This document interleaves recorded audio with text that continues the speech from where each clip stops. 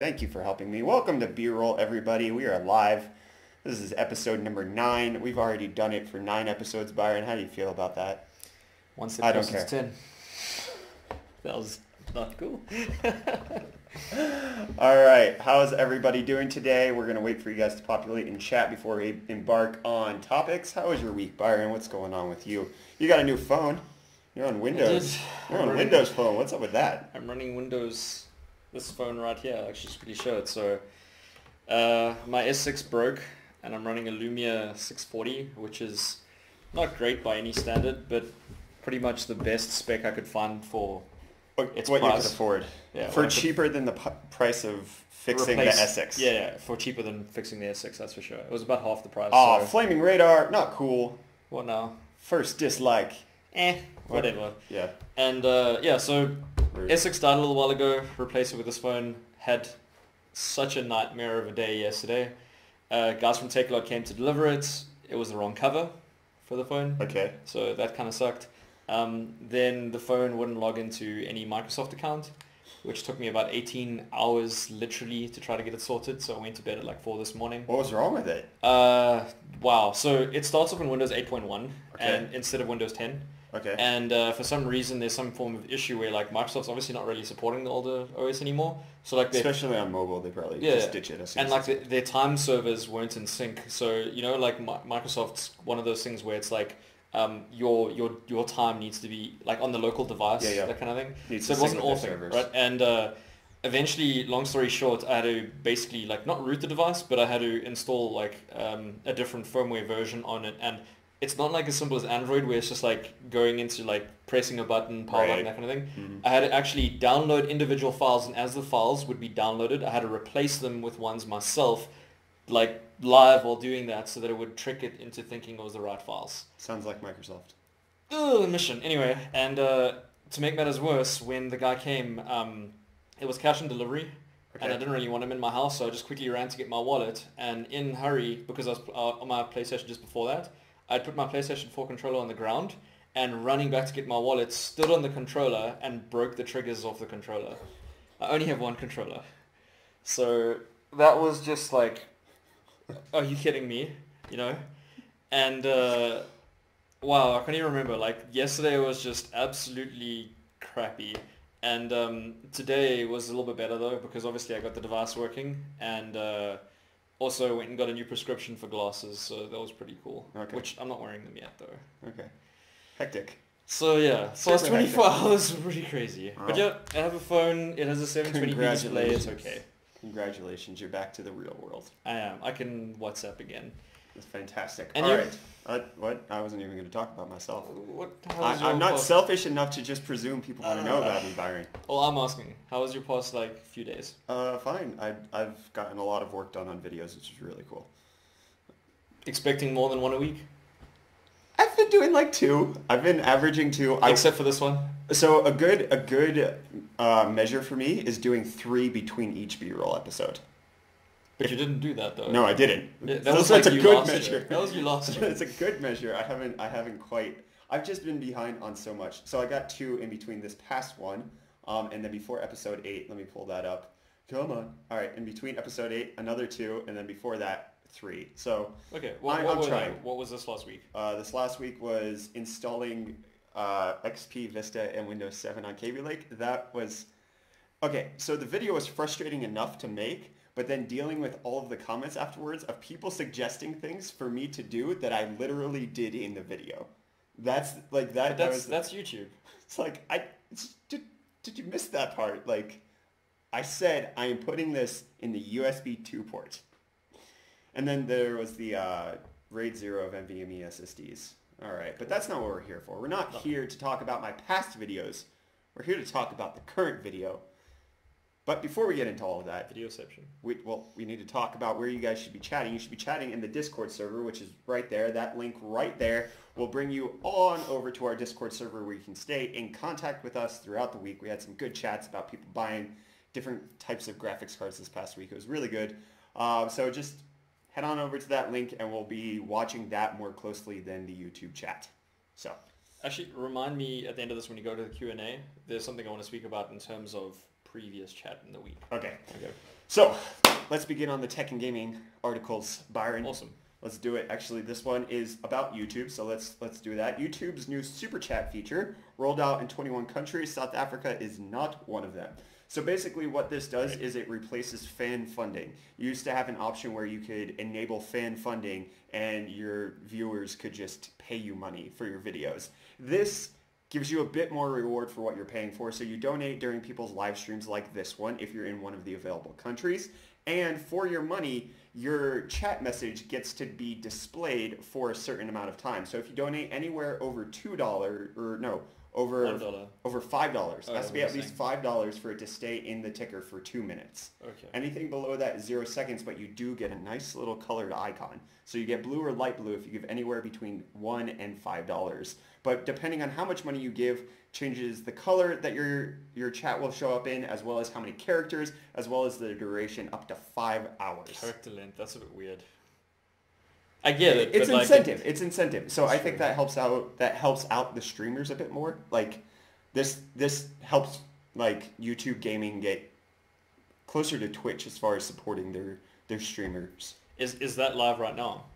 Yes, it is live right now. So technically, like, insert shameful like thing. Someone could do it right now on the stream. As long as they're in one of the 21 supported countries. So my YouTube account is based in America, so I could activate it, but I can't do anything because I'm geo-located in South Africa, so I can't actually do it myself. So basically, your US audience would be able to donate to your site right now. Correct. Or I mean your YouTube. Yeah. But guys that are watching from South Africa unfortunately won't be able to. Right. So that was just a quick topic. It's pretty cool. Here are the listed countries: Australia to the United States and a few in between. So and a few of them went live today, which is pretty cool. 7. All right. So that's quick update. You guys can donate to your favorite streamers now. I'm not a streamer. Anyways, moving on. PlayStation 4 got a new update, 4.5, which seems like it's a halfway update. So they're bringing in some pretty extensive features. Boost mode for PS4 Pro, which allows non-PS4 Pro patched games to get a bump in FPS based on increased CPU and GPU rates. And then external hard drive support. Apparently we're frozen. We're frozen. Gosh. Someone says we are frozen. That is unfortunate. Let me unplug that. There we go. Hello. Thank you for informing us. We are no longer going to be frozen. As soon as that camera comes back, this should be still going. Yeah, so this update is probably something that influences both of us in a positive way, that's for sure. Because I mean, like, there we go.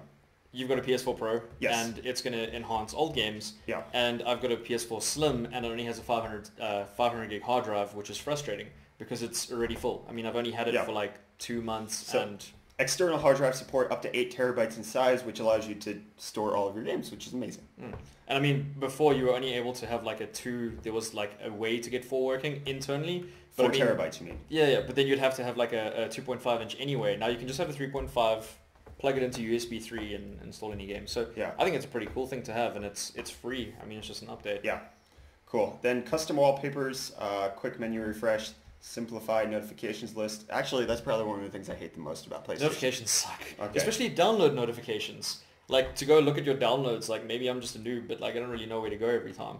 Yeah. All right. 3D Blu-rays on PlayStation VR, and you can post some good updates. Basically, the PS4 Pro patch for boost mode and the external hard drive support are something to get excited about. And if you go to PSVR, I mean, this kind of addresses the everything. I mean, it addresses from the base model all the way up to the Pro and VR. So everyone's going to basically benefit from it. Right. Cool. All right. We're just doing some like quick fire topics, quick fire XT. Cooler master plug right there. All right. Moving on. Before we get to the main one about Intel and AMD and all of that good stuff, so we're just doing some quick stuff. Logitech's best ever webcam, and one of the best webcams on the market, I would think this is. It is the best. There's no other 4K webcam. No, I think there's a 4K webcam out there. I think we looked it up. USB I think we one, looked it up. Yeah. It had like it was from like China, who knows what. Okay, so this has 4K HDR and some stupid Windows support thing, unless you actually use it, in which case it's not stupid. Forget I even said that. Logitech Brio 4K Pro for $200. Would you get this for the stream? I mean, wouldn't it be easier than using the capture card and everything? Potentially. So one of the issues I do have with the C920 is it just looks worse. Like the bitrate or whatever it's pushing through is worse. So it can do 4K 30. It can do Oh, No, sorry, it can't yeah, do 4K 60. It can do 1080 60 with 5 times zoom, which that could be really good. But I mean, in this scenario, I'd probably use 4K 30 and downsample to 1080 for the stream. It might look pretty good. No, I would stream at 4K. I have the bandwidth. Yeah, that's actually And true. YouTube just rolled out, I think, like 3 or 4 weeks ago that you can actually stream to 4K. 4K, yeah. The only reason I do it is because the camera doesn't output above 1080 on this setup. And something that's actually super interesting is that like streaming to YouTube doesn't really use that much bandwidth. Like remember the Resident Evil stream? Yeah, how much was that? Like 25 gigs for 8 hours of stream? No, like 10. It was like 10 gigs for 8 hours of stream. Like that's really not that much. Yeah, it's not that bad. But 4K, that would be what, like... 4 times it. Okay, so... And you're not going to stream for 8 hours. That's true. I mean, the whole of B-roll is only half of that, so... Yeah. Pretty cool. Cool. All right, next article. I don't really have much more to say about it. It's cool until we see it. Like, we don't know how it's actually going to perform. All right, moving on to some actual in-depth topics that we're going to spend some time on. These are pretty crazy. Yeah. Some of them at least. So Intel is reportedly creating higher clocked Kaby Lake CPUs to combat Ryzen. This is coming from overclock3d.net. So they're planning on releasing the 7640K and the 7740K, which have higher base and unconfirmed boost clocks to potentially do off some of the Ryzen encroachment that's happening right now. Byron? I don't know. Because like my biggest concern with this is that it's only 100 to 200 megahertz. That's not huge. No, it's like, not. It's this is not even strange. 10%. Yeah. It's not even a 10% boost, which makes me think that like there's probably, like this is not confirmed or anything, that maybe Ryzen, like the lower end model, one of them, is probably just that much better than a 7700K and 7600K. Okay. That it's like this will compete with it. Like their base clocks are 4 and like maybe 4.4. Yeah. Something so like that. I don't think this is to necessarily even combat the high end of Ryzen. Yeah. I think this is just that like, well, now we can like mid-range, because that's what X99's for at the end of the day. Well, so this is interesting. It says these rumors come from Canard PC Hardware, who also reports that Intel's new Kaby Lake i5-7640 will also feature hyper-threading. But then they said it wasn't. No, then they say it doesn't seem valid, because then why it's would... i7. Right, but and that's kind of the same issue that's going on with the Pentium with hyper-threading. It's like most people have zero reason to get the 7100. You can't... So the one thing is like when it comes to speculation and some people say, no, that's retarded, that makes no sense. Let's not use that word. But it's not, because I mean, look at the mobile, like i7 doesn't necessarily mean quad core with hyper-threading. That's true. I mean, mobile you get dual core, like that's U-series. the So U-series, I mean, anything can happen. Yeah, it's true. I would be, this is strange. Thoughts from the crowd. What are the people's thoughts on an i5 with hyper-threading? Last thing, just actually go back to it quickly. Go back, okay. Something that concerns me Yeah. is 10% more power, but not 10% more. Hey, don't do clock. that. 10% more. Okay, so 91 watts to 100 plus watts, 0.2. You see that 5% clock, 5% improvement in clocks. Clock speed, but 10% more power output. So maybe it's because of the boost. Maybe the boost is going to be that much better, because I can't see that making any sense. Yeah, that doesn't. I mean, isn't the whole like Kaby Lake supposed to be pretty power efficient, and I don't see 5% boost giving 10. Although I mean, if you look at overclocking, like more voltage leads to more heat, more. I don't know, like. I don't think it's that exciting, to be honest, and I don't understand the naming scheme, because it's like before we used to have the 70 and the 90 and that kind of thing, and now they're just like, 40 will work. Right. Anyway. Yeah. Okay, so we got some good things going on in the chat. It's basically an i7, and then, yes. But the same thing with the Pentium with hyper-threading is now an i3. It's a Skylake i3 at this point. Because, did Skylake have AVX 2.0? Let me look it up. I'll look up the i3-6100. But look, at the end of the day, like, the model number doesn't always necessarily mean anything, because it's like, you can have an underperforming i7. But if you have a 7640K running at 4 gigahertz, has 4 core 8 threads, what is the point of getting a 7700K, which even runs a at 6700K? It runs at 4.2. What's the difference? There is none that I could see. So that it seems unsubstantiated. Unsubstantiated is the word that is trying to come out of my mouth right now. Yeah, the i3-6100 does have AVX 2.0, so I don't know. It's confusing. I would venture to say that the rumor that it's going to have hyper-threading is not correct. No, I have zero I don't want to confidence click in on that. banner ads OC3D. Just making you. But either way, so what does this tell us? Like, I think the only thing is that it's like, Ryzen's going to be fast. I mean, like, it's kind of a confirmed thing. Like, it's kind Intel of putting, wouldn't be doing this for no reason. It's putting a lot of pressure. Okay, so that's in French, so I'm not going to read that. It's putting pressure on Intel to actually make changes with their SKUs. So we have a leaked Ryzen CPU lineup. So going from 8 cores, 16 threads, which is what they've been pushing out, the i7 6900K competitor, all the way down to a 4-core, 4-thread setup, which is just an i5. Like a low-end i5 is everything down here. This would be like a low-end i7. Then this is getting into X99 range. Something that confuses me. What just happened? What is going on, dude? Okay, something that confuses me is, in my like mind, a 6700K or even let's say 7700K, I mean basically the same processor at this stage. Right. Versus a 6900K, huge gap. Not a small gap. Right. Okay? But here they have like 3 to 3.6 gigahertz, same amount of threads, and they're saying it's a competitor from that side to that end. Yeah. Like, that's kind of confusing because you're telling me that only 20% like clock speed is going to give it double the performance. That makes no sense. Right. So there's definitely something weird about it. And I mean, that's why, like, you can't always trust leaked information.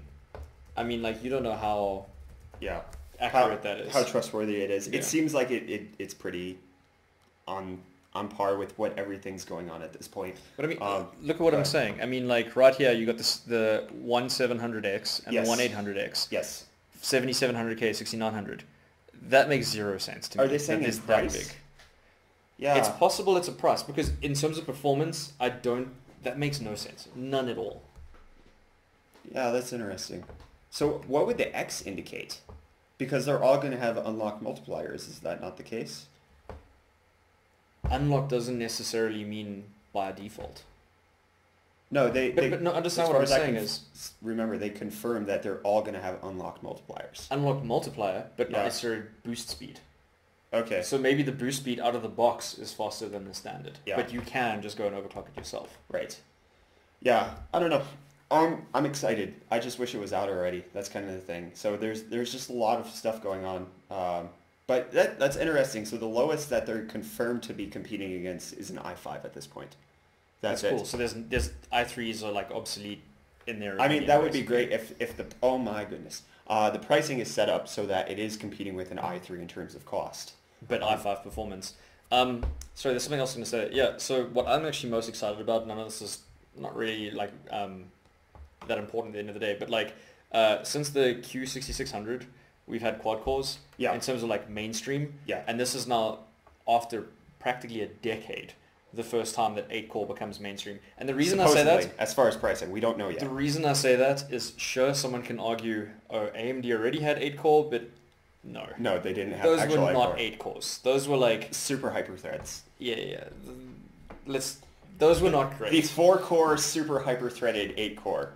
So this is like the first time that we have an actual 8-core processor with hyper threading at the end of the day and at the consumer level. Okay, Apollo Tech, you don't need to yell at us, all right? Caps lock. So as far as IPC goes, it appears to be on par with the 6900K in some applications. It's probably going to be just under that as far as all applications. Like, it's going to be close enough to what the high-end desktop is on Intel's side. As far as cache, we don't know, I think. Let me look that up. I didn't see it. Someone's asking if I'm German.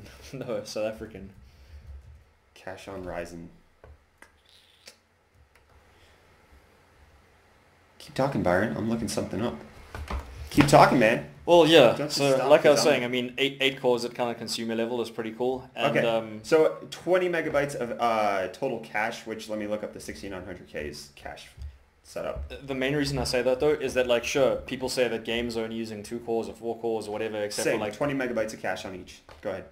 Instead of, like, let's say GTA 4 that was, like, stupidly optimized, or not optimized, it just used quad cores plus. The thing that I'm kind of excited about is that basically, like, for productivity, a consumer level kind of CPU should be pretty good. Because, like, an 8-core with 16 threads in a consumer level, like, Photoshop, like, PC or, what do you call it, After Effects or whatever, that kind of thing, like, that should be pretty powerful. At least on paper it makes a lot of sense because Adobe applications are always like pretty well optimized for like multiple threads. It's pricing that this is all going to come down to. I've said this pretty much every week. Ryzen is going to rise or fall on its pricing. My biggest question when it comes out, and that's something maybe you could even do a video on, is speaking about Adobe, I mean, you use Adobe products, I use them too. A lot of people will obviously, let's say, have an i7 or an i5 or whatever. It's Adobe, by the way. We call it Adobe, yeah, whatever. Well, it's an American word, so it's Adobe. Asus, anyway. Asus, whatever. Continue. So the thing is, like, a lot of people that build design PCs, they'll build, let's say, like an i5, an i7, that kind of thing, depending what their budget is, and add like a CUDA-enabled GPU and then use that. Yeah. Now, I want to know, like, how Ryzen will influence it non-GPU versus a lesser system with a GPU. Because I mean, looking at like like an i3 with a 1060 versus Ryzen. No, like i5, like a decent enough PC. I mean, no one's gonna buy an i3 for productivity. They're at least gonna buy an i5. Yeah. But like that with a mid-range to high-range GPU versus just a Ryzen CPU. Yeah. I mean, like at the end of the day, imagine this: like you can go and buy a Ryzen CPU for someone who's doing productivity, no GPU whatsoever, and it's like really good. That'd be cool. They never mentioned what the price was on the AMD live stream. It just never happened. There's speculation that it can even go up to $800, but then in other sites it's like only up to $400. It won't compete against the 6900. Exactly. It's not worth it if it's anywhere near that amount. 500, I could see the 6900K competitor selling for because that's half the price of Intel. But then again, real world market price probably $599 because it's going to sell out day one and they're going to have stock issues and blah, blah, blah. I mean, look at like the 480. 480's initial price was supposed to be like $200 or whatever. Except for, I don't think it's going to be as good of a seller as a 480 because a graphics card you just throw into your system.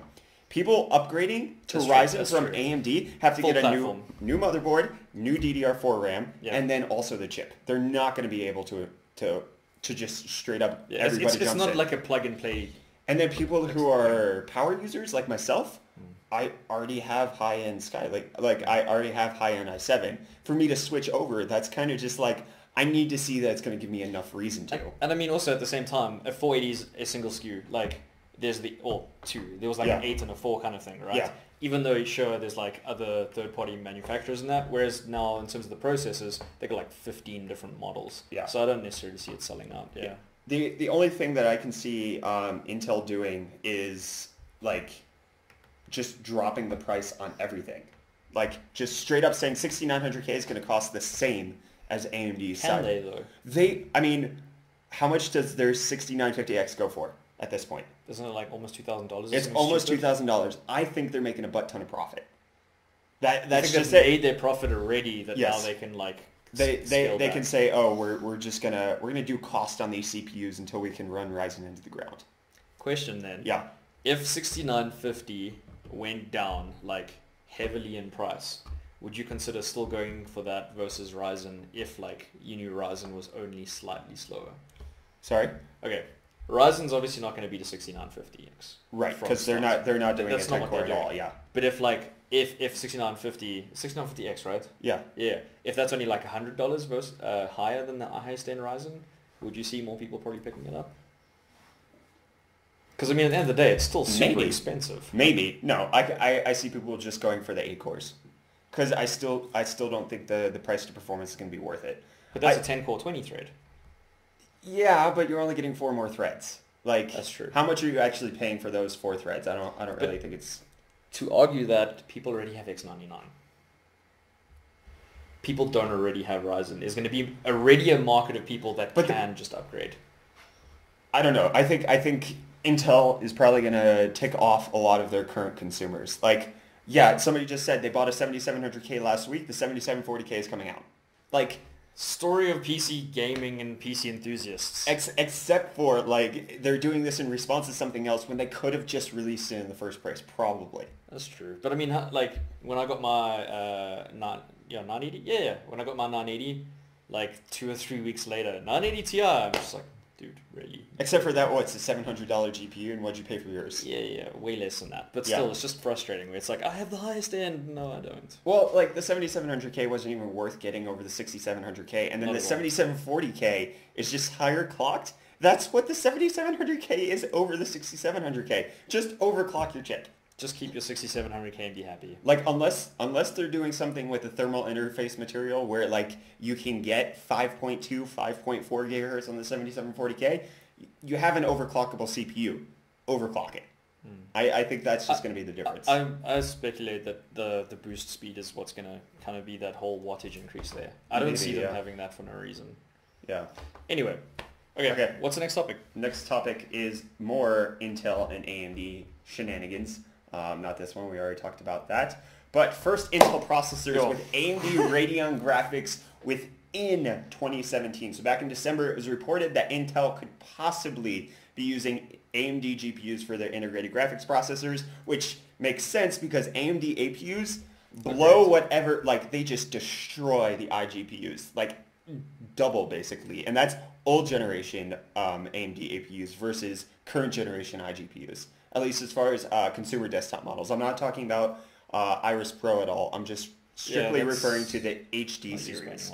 So apparently Hard OCP Editor is reporting that the first product collaboration could be out within 2017. I do wonder if this is going to replace HD graphics or if this is going to be a replacement for the Iris Pro. It may even be in like Nux and that kind of thing though. That's true. Because I mean like the Skull Trail was pretty good in terms of like it could actually play like Overwatch at 60 frames a second, like medium graphics, whatever. Yeah. I'm not entirely surprised about this, to be honest. Because, I mean, like, this is not the first collaboration either direction. I mean, like, what do you call it? When AMD was showing off their, what was their first HBM card? Fury. Their Fury, they had it with an Intel CPU because obviously AMD's CPU sucked at the time. It still do. And now, like, with AMD showing off Ryzen, they're using Nvidia graphics cards. Well, which is not Intel, but still what I'm getting at is that it's like, even though these companies are seen as competitors, like, they still know at the end of the day that like my product's not the best, at least in like the other side of our company. I might as well use a better product. It's just weird for us where it's like, aren't those supposed to be competitors? Right. Well, so Bennett adds that the Radeon enhanced Intel processor could be a multi-chip module instead of being on the CPU die, which would make sense more in a NUC scenario than in a desktop scenario. I don't see them going back to like the graphic media accelerator days where it like the GPU is on the chipset. No. Like I don't see Intel putting AMD on its chipset. Look, where I speculate something like this is definitely going to get used is where like you have like the HP Spectre and the Blade and that kind of thing, where they're really low power. Yeah. And they have like decent enough GPUs to be able to do like light productivity and that kind of thing. Yeah. And now like instead of having terrible HD graphics or having to push the thermal limit way higher to get like a 1040 MX or whatever, that kind of thing. Yeah. They can just use like AMD's super low wattage like GPUs. Like I don't think this is going to be like 7790K with an AMD thing. This is like a 7800U processor or something like that. Maybe. I almost guarantee this is U processors. More SoC scenarios than like desktop scenarios. For sure. Yeah. I mean, it makes no sense in a desktop scenario because in a desktop scenario, they're trying to sell their product. Right. In a SoC, there's already other companies involved. I mean, so you have to pay HP. You got to pay HP. You got to pay like Realtek, MediaTek, all the different companies. Like even Intel already for like the wireless and that kind of thing. That's true. So, AMD laptops would have Intel wireless. Exactly. Yeah. So this is definitely a scenario where cross payment. Everyone's involved. Yeah. HP Spectre, Asus Transformer, those kind of mainstream products, but getting more battery life. That's always thinner, more battery life. Right.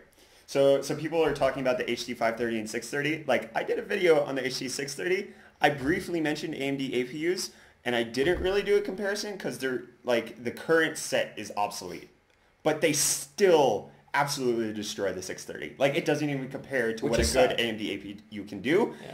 The CPU on Intel is so much better. And whereas the GPU, like if you want to just play games, an AMD APU is still worth it over an Intel chip. I think the thing that scares me the most is that AMD APUs are still using DDR3, and depending on the amount of like megahertz you have in your DDR3 memory, it really like ramps up the performance of that APU in terms of games. Yeah. But like Intel's sitting on DDR4, and it's like it still sucks in comparison. That's true. I still want to do a follow-up video on that where I test it out with like 3866 or even maybe like 4133 RAM. But that'll be in the next generation though, because I mean you can't get that in DDR3. No, I'm talking about DDR4 on Intel right now. Oh, okay. Yeah, I'm not. But yeah, it would be with the Ryzen set, the Summit or GPUs that are who's going to use that? Because what I'm saying is like no one's going to have a Z270 you know board what? or whatever. You know what? I can see people buying an APU or an Intel with the HD630 and then just spending a butt ton on RAM, because actually high speed RAM, it's not that much more, doesn't cost as much as a graphics card would. Like a 1050 Ti is still a lot more than just upgrading your RAM speed. I don't think it's especially if you're initially building your system. I guess like I don't think it makes sense for like this is my system and that's where I end. It's more like I'm gonna get the best I can right now and then I'm gonna get a GPU later. It's not like I'm happy with that and I end it there. Yeah. Because if you just go AMD in that scenario, and I would never usually recommend AMD, but in that case I definitely would. Yeah, like if you need an APU now, get AMD. Like if you want to have, but you should really wait because everything new is coming out. That's true. But I mean like mini RTX systems, like someone that wants, there's a Cooler Master chassis, I can't remember what it's called, and it's super small, doesn't have enough space for a GPU. Okay. That's where like AMD APU makes like as long as you can get a cooler that can support it, because they're they're still furnaces because they're 28 nanometers still. Anyway. Yeah. Okay, cool. I think we're done with that article. Are we? For sure. Are we done with that article? Okay. More Ryzen? We already talked about this. We actually got in so let me pull that up. The different SKUs. So we went on at length last week about how there might not be a 6-core because we read an article that said one of the rumors was that there wasn't going to be a 6-core Ryzen, but there's been leaks as far as their SKUs, so it looks like 6-core is going to exist. And then boost clocks have also been slightly confirmed with the leaks. So 3.6 gigahertz base with 3.9 gigahertz boost, which is basically 6900K. That's 6900K territory though, because then you're still going to be able to overclock it, and you're probably going to get 4.3 and 4.4 on those 8 cores. These are actually quite low frequency versus like AMD's previous generation. Well, that's X99. Like high-end desktop on Intel has always been like you get tons of cores. Like the 6950X, I could get an overclock up to 4.3 gigahertz, whereas which is like not even the stock of a 7700K. Right. So. Yeah. But it still destroys the 7700K in most scenarios. So maybe not gaming, but I mean, like, that's not what you're buying it for. Yeah, so IPCs are supposed to be about the same with, on par with what Intel has at this point, and then it also looks like cache is going to be right up there. Okay. Someone's saying, we're not arguing that much today. Not yet. Okay. Okay, we're going to argue on this one. So Nvidia, because, well... We just have to argue. I think we have differing opinions on how this goes. Nvidia bans bundled games from being resold. So they're changing how they're going to be enforcing this, where with like Gears of War 4, you bought a certain graphics card and then you get the game for free. Right now they have one where you get For Honor or the new Ghost Recon. Okay. If you buy a 1070 or 1080. And then you get those games, and so they're just going to make sure that you have that specific GPU setup with the system that you're redeeming it on in order to actually redeem the game. Whereas before, it was in their terms and conditions that you couldn't sell that key, but people were doing it anyway. Yes. But that's because when you received the key, it was just a key. Yeah. You basically registered to an account, but that account wasn't based off of any system configuration. Yeah. So now you have to have that specific type of GPU that was linked to the system. The bundle. The bundle, yeah. So with the For Honor and the Tom Clancy game, you have to have a 1070 or 1080 in your system. It doesn't have to be the specific serial number. It's not tied to anything like that. It's just tied to this genre of But GPU, also it's tied basically. to your GeForce Experience account, which a lot of people don't even have. Like, I know a ton of people that are using GeForce Experience, but they don't create an account. They're just using it for Shadowplay or whatever, that kind of thing. Right. And look, I get it. I completely get it, because it's like, at the end of the day, they're trying to encourage you to want to have their cards for their extras, not to use this as almost like a rebate. Because, look, a lot of people do. Like, you buy a new GPU for $400, $500, whatever the price is, you can get $60, like, of a game back for free, by selling that game. Well, not 60. I mean, at the end of the day, you're going to probably try to start it for like 50, maybe 40, that kind of thing. But sometimes it makes a big difference. I mean, if there's two massive AAA titles that you can get, and sometimes you don't have to choose, you get both. Yeah. I I mean, imagine $120 Like, off of a $250 card. Yeah. That's huge. When I bought my R9 270X, I got 3 AAA titles with that because they were doing a really good But look, promotion at the time. so AMD has, this is something that like objectively, honestly, AMD's always done better at. Like AMD's gone and they give you like a library of 20 games and say choose a few. Whereas Nvidia's always been like, here's 2, maybe pick one or get both, and that's that. Yeah. This is actually weird. Like I'm usually not the guy that's like all for AMD, but I think at the moment just everything is going recently their way. It hasn't been like that. Like they're doing Hitman now, I think, with the 470, and they're doing Civ 6. They did Civ 6 with the 480s. But I think it also comes down to like what publishers and that they must be like tied some form of business. Right. Yeah. So what do you think, Byron? Look, I thought we were going to argue about this, and you're there's nothing to argue. You're complacent now. We had a discussion before the stream. I think this is going to affect a lot of people because I guarantee a lot of people that are, let's say, like middle income to lower income that have saved for a GPU and not just buying one out front. Yeah. They usually sell it or they see it as their value add. Right. I mean, like Asus did this in the past it's still a value add if you're going to keep the game. Yes, but what I'm getting at is it's like only when the game is good. I mean, like if you bought a Z170 board last year, you could get Doom on launch. That was epic. Yes. Because a Z170 board was like, let's say, $1,000 It was basically more any Asus product that was worth it. No, that's true. But what I'm getting at is like a Z170 board was $1,000 more than a B150, and Doom was $1,000. And if you were wanting to get Doom, you basically were buying a B150 and getting a Z170. Yeah. Like, so it's case by case, but I definitely think this sucks at the end of the day. Because like, if you can't get rid of that product, I don't know. Like, I mean, it's kind of like the same thing as like, I'm semi against digital games when it comes to consoles because you can't sell the game afterwards or give it to a friend. And this is like taking it a step further, where it's just like, it's tied to yours. I mean, I know it's even worse because it's like Steam, not all of these games are always Steam. They might be like Uplay or kind Origin, of thing. yeah. Whereas at least like Steam, you can lend it to a friend in terms of like family sharing or whatever. So I'm against it, but at the end of the day, I understand why they're doing it, and it was in their terms of service. It's always been in their terms and conditions as far as redeeming the game that it had to be done by the purchaser of the card itself. Look, this has always been something that people say. I mean, Nvidia is definitely the kind of guy, kind of like Microsoft in this scenario, where it's like, you got something they didn't intend, you shouldn't have that. Right. We didn't intend for you to have that. It goes away now. Right. And I mean, like, sorry. So and they're also okay on the opposite end where they sell you a 4 gigabyte card and they have half a gigabyte of VRAM disabled. Exactly. I mean, it's worth noting. So like this phone I go and get now, right? A year ago, you could sideload Android apps to Windows Mobile 10. Right. Like nobody knew about that, but the people that did were doing it. And now it's like Microsoft's like, nope, we're cutting that down. Take it a step further. They removed. So this is something you're probably going to laugh at. They removed the official YouTube app. There's no official YouTube app for this. What? So their reasoning behind it, okay, which is fine and not fine. The reason I say that is I can watch YouTube videos via the browser, but I can't get your notifications when your video is live. Yeah. That sucks for me. They said that no, they were doing like a culling of all the bad apps. So and YouTube's on that list of bad apps. YouTube's on the list of bad apps. So let me actually just quickly take a look at this. Let me go into the store. No, I don't. Okay, while you do that, so somebody said in the Discord server, what harm does it cause Nvidia if you sell the game you got with your GPU? I would actually think that Nvidia's not doing this for their own sake. No, I would actually say it's due to the publishers because the publishers aren't probably getting a cut of that sale, which hurts them because you're getting a full retail copy of the game, which the publisher needs to get paid for, and then when you resell it, the publisher's not getting money there when they actually should be because it's still a new game. It makes sense because I mean they're kind of making a loss in this scenario. Okay, so I'm just going to look at this out of curiosity. I mean I didn't take a look before. Top games. So sure, there's Candy Crush. Yeah. There's Subway Surfers, and then there's just rubbish.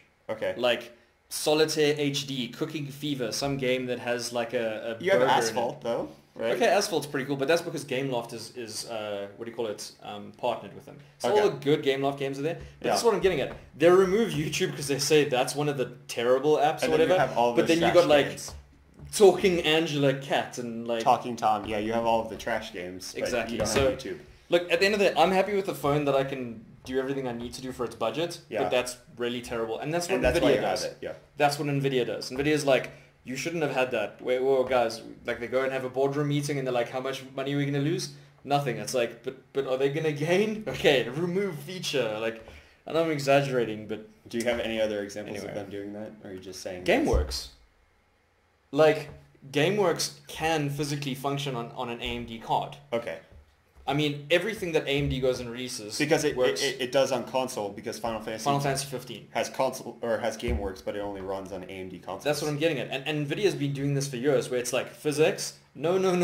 This is our proprietary software. Like hardware doesn't run on AMD. And like I still remember when I had my brother had a 4870. I still had an X800 back in the day, AMD. Okay. 4870 was the first AMD card that they actually made run physics because it's just software. But Nvidia's like, no, like we're going to lose money because people are going to buy AMD. AMD's never been that way. They're just like, here's our stuff, it's open source. Yeah, FreeSync versus G-Sync, right there. Yeah, so, and like, this is coming from someone that everyone always tells me, you're an Nvidia fanboy, because like, I've generally had Nvidia cards lately, but sure, like, if I had AMD, I'd be pretty angry because it's like, Nvidia's being a jerk. It's true. To some extent. They have their reasons. There's business merit behind it, but yeah. like in terms of like the consumer getting the best out of what they paid for, they're not really getting it right now. Yeah. Cool. All right, moving on to another NVIDIA article, which is not this one that's currently on the screen. NVIDIA announces Quadro GP100 Big Pascal workstation graphics cards. So this is something that I will probably never have my hands on, nor even see in person in any...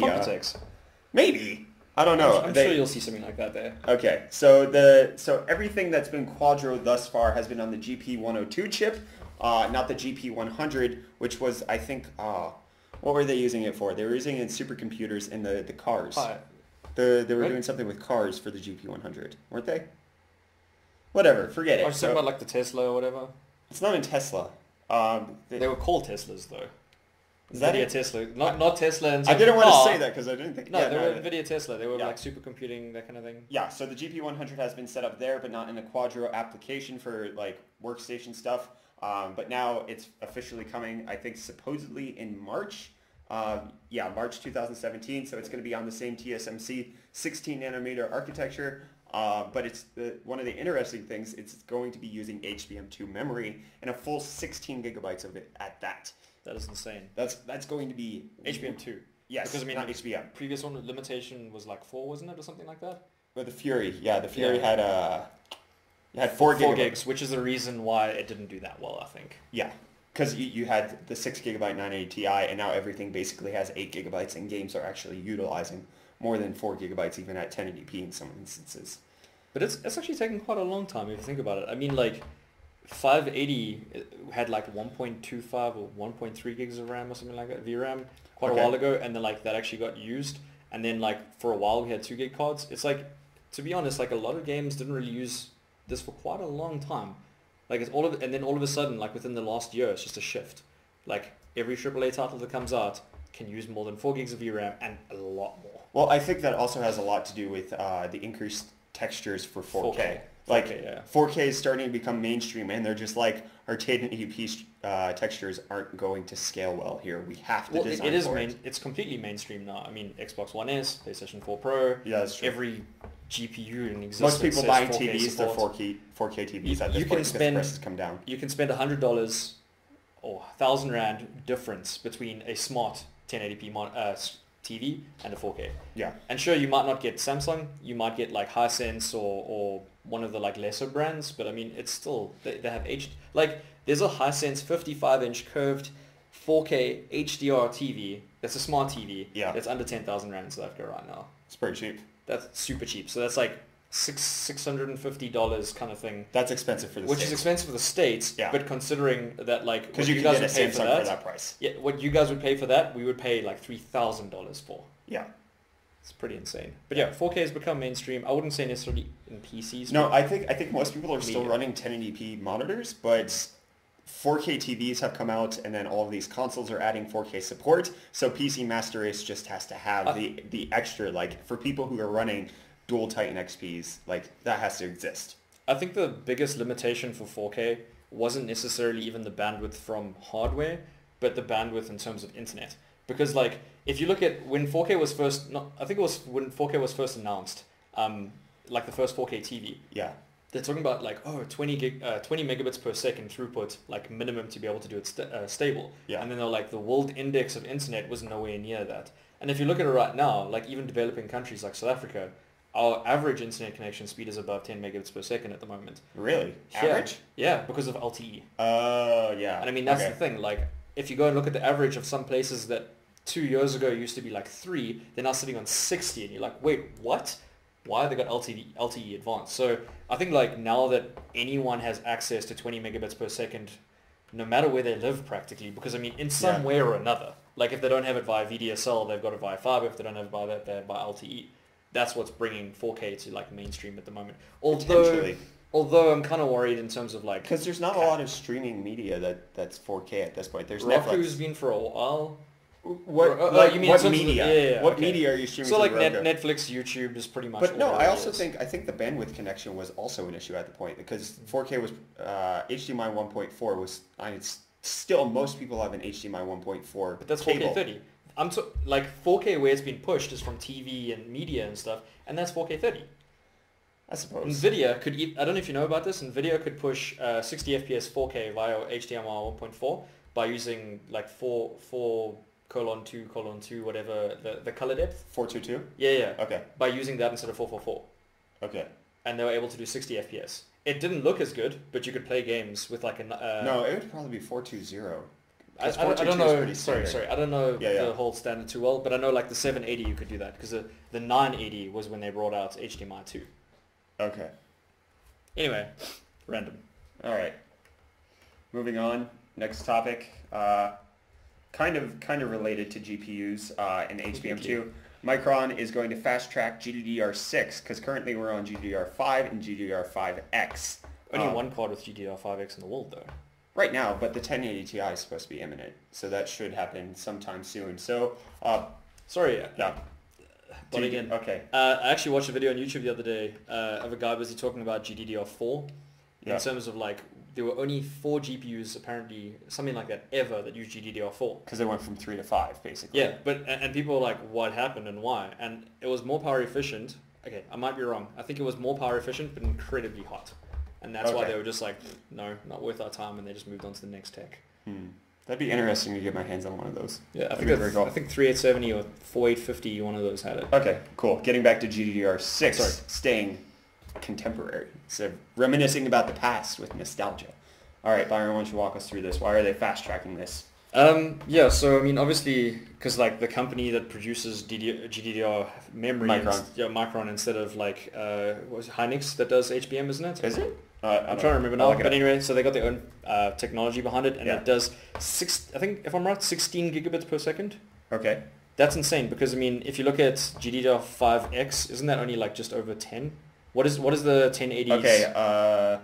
GDDR5X has 12 gigabits per second. So up to GDDR6 12. is 16 gigabits per second. 16. So that's quite a big boost, and also considering that like GDDR6 is supposed to be the replacement of 5. 5 is the mainstream. Yeah. So going mainstream up to 16, I mean, we're not talking about 12 gigabits per second on GDDR5. We're talking about like up to 9 gigabits per second in terms of like my memory of other GPUs at the moment. Here, I'm gonna pull up the Quadro. Let's see what the HBM2 is pulling.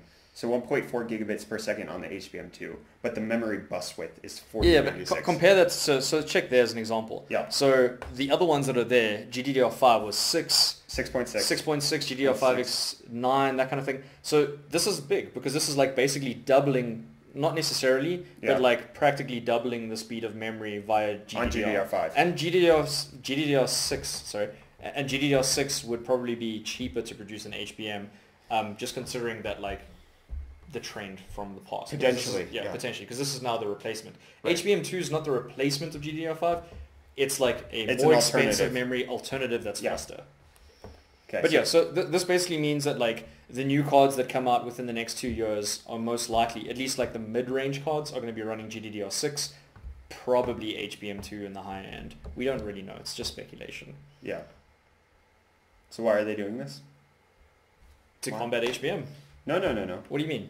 Oh, that. We Sorry, talked about this. Sorry, you're like, I'm so excited because of this, and you're just totally forgetting the point. No, I'm not. Okay. Trying to Anyway, lead you so in the article it also subtly, says though, the reason behind all of this as well is that there's an expected, by the end of the decade, over 500 million players will be playing esports titles like Dota, League of Legends, CSGO, that kind of thing.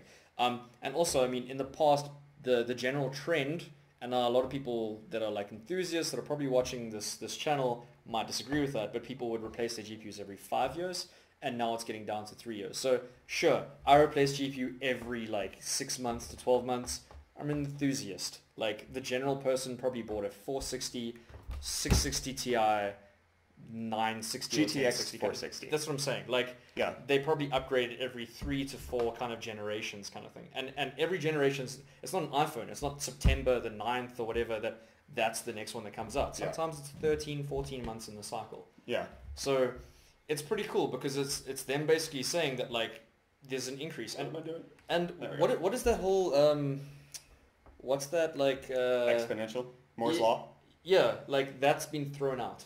I read an article about it recently where it's like it's been thrown out now where people thought that there was going to be that trend and it was eventually going to plateau because of just like technology. There's only so much you can do in terms of heat output and copper and that kind of thing. Yeah. Because the biggest thing that people forget is that it's like, sure, there's nanometer shrinking of things, but you're still using copper, and copper not in that, there's silicon in that, but like in terms of the buses and that kind of thing, there's so much heat that can go through it, and the more speed you push through it, the more heat that goes out of it. Yeah. But like people are finding out new ways to do things and like splitting the roots and using extra types of cooling. I mean, already memory has cooling on motherboards, like M.2 shields and stuff like that. So like those are freaking hot. It's crazy. There's an article in that where it's actually worse, but what I'm getting at is it's good to know. Are you talking about the MSI one? Yeah.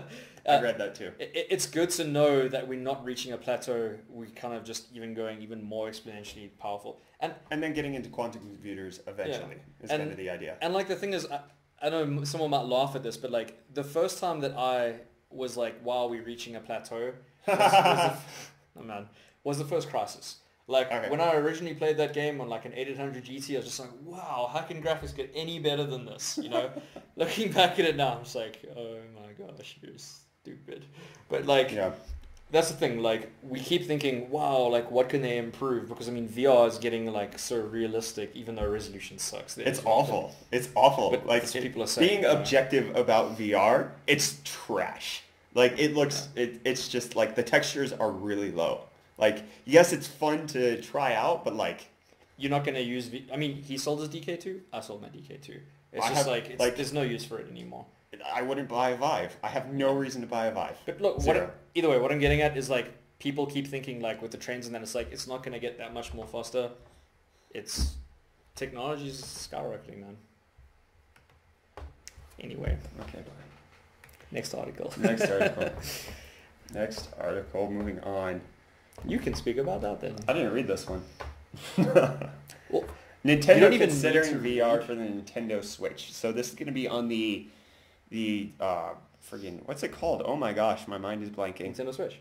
No, the Tegra. The Tegra. So they're going to be running VR off of a Tegra chip. They want to try to figure out a way to make it work.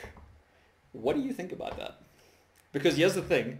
If it becomes a like a Gear VR environment where you take it and you dock it into something, you've got a 6-point-something inch 720p display in your face. Here's the thing. If Nintendo does anything well, it makes low end as far as like graphic intensity games look good. In 720p. They do. That's on your face. They have always done this well. Like looking at the Wii U, yes, you would not get it compared to a PS4.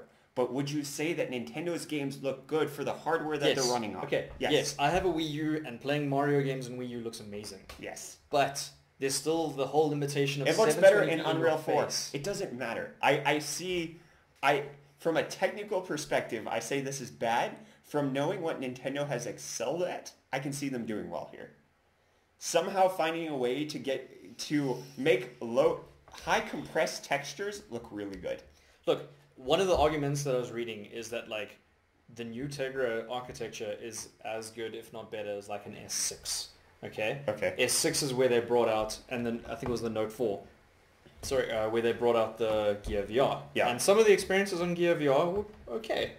You know, and that's the thing, like where Nvidia goes and like, Nintendo goes and makes like low polygon things look pretty decent. But I just think it's funny because every single thing that's leading up to the Switch at this stage is about how it's not good enough, how it's not And then they're fast saying enough. they're going to do VR. And then it's like VR has a minimum requirement of a GTX 970 in terms of like our first official... Yes, but the PS4 Slim also supports VR. So like, Yes, you yes. can get around it. And if Nintendo can do this, because they're about the gameplay experience.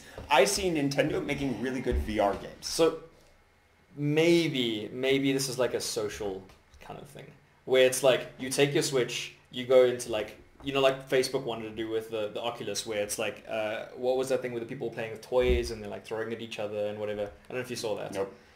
When Facebook was trying to show off the touch controllers first. Okay. So I could maybe seeing them go that direction because it's like motion controllers with VR and you're speaking to your friend and playing 1-2 Switch via VR. But like, dude, I don't know. Like, Nintendo at this stage kind of, for me, it feels that it's like, we made a mistake. What can we add? And it's like, this is not going to work. Add support. Just try to add as many things. Just throw it in there. IR sensor for Ching Chong Cha. Like, that makes no sense. For what? Rock, paper, scissors. I don't know if you know about that. No. They got like an IR sensor on the controller so you can play a rock, paper, scissors with your hat. Okay. What? Okay. They're just trying to throw in features and try to see like what works because the Wii U was such a That's failure. the Nintendo way. That's the Nintendo way.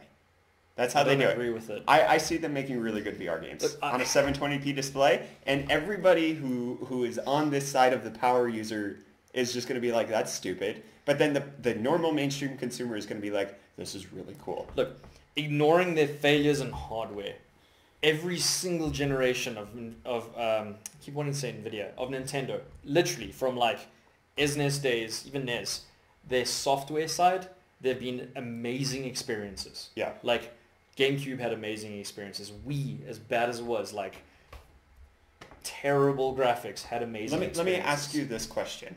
What has been the best gameplay game you've ever played? In terms of everywhere. Everywhere. What's the best game you've played in terms of gameplay?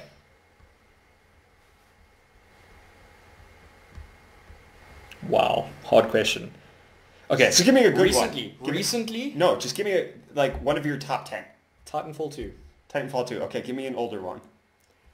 Pokemon, Pokemon. the Okay. original Pokemon Red. The original Pokemon Red. Would you Yes. still go back and play that today? I have. Okay. And what was it running on? Potato. It looks like trash. Yeah, that's true. It looks so bad, but you, as a mid-20-year-old, is still playing that game because Yeah. it was never about how it looked. That's true. Nintendo can do that. Yeah. They can introduce whatever IP they want that's going to captivate the hearts and minds of young children, and then therefore their parents, and it's going like the 720p potato look on the face is not going to matter because it's going to be one of the best VR experiences you can have. Yeah. That's true. You know how weird this episode is because you're usually the one like trying to say that like AMD is doing the right thing and I'm just like cutting you off, and I'm usually the one like going on about like Nintendo's okay and now you saying it is all of a sudden. It's so weird. Anyway. They do well with that. Yeah, look, Nintendo's always done well with software. Their hardware's usually been a failure. But VR is one of those things where it's like there's still a hardware requirement, and that's my only concern. That it's like you can have a... No, there's only a hardware requirement for high-end VR. Well, then again, DK1, people had fun, and DK1 wasn't even 720p. Right. So I guess that even answers the question. Yeah. Damn, You lost. I lost. You lost. Okay. Next article. GameStop potentially reveals Far Cry 5 via release list. Byron, I have no love lost for Far Cry. Is this exciting to you? No. Yeah. The reason I say that is the first Far Cry game, absolutely loved. 2004, they brought out a 64-bit texture. Like, it was the first 64-bit game that I ever played with Windows XP 64, and like it had improved draw distance and that. Far Cry 2, all of a sudden, they were just like, let's go in a completely opposite direction. Far Cry 3, they just went another direction, and it kind of feels like one of these series where it's like, we don't really know what to do with it. And what was even so frustrating about it is it was Crytek, Okay. and then they moved it to Denuvo or whatever. I don't know what it was called again. They like moved it to some random other engine. Okay. And then it's just like it never looked that good anymore. And like I don't know what like what's happening with Far Cry anymore, because like Far Cry Primal didn't do well. It seemed like up until 4, they were on a decent release schedule, and then they were like once 4 hit, they're like, we're gonna do this yearly, because it was 4, now like Primal last year and now 5 this year. Yeah. Look, I think it's kind of gonna be one of those things where it's like Assassin's Creed. Like Assassin's Creed, when it came out, no matter who you were, was a cool concept. It was a nice game. It had like as close to an open world experience as we had at the time. Yeah. Then they realized it did well, and then they were like, hey, how can we try to like, add to this experience and then make it like Call of Duty, where it just comes out every single year.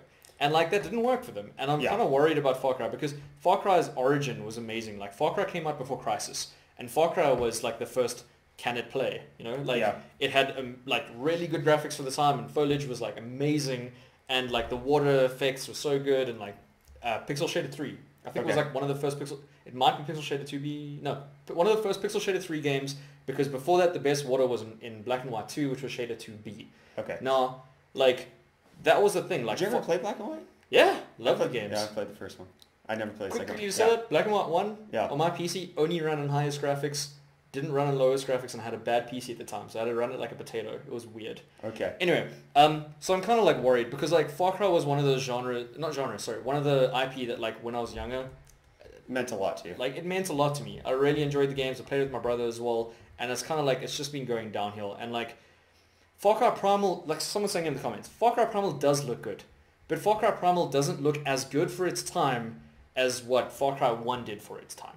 Okay. I mean, like, there was Half-Life 2 and there was Far Cry, and then that was it in 2004. Those were the only good-looking games. What's the most recent game that has set that standard? So it was Crysis, and that's still the running joke. Can it run Crysis?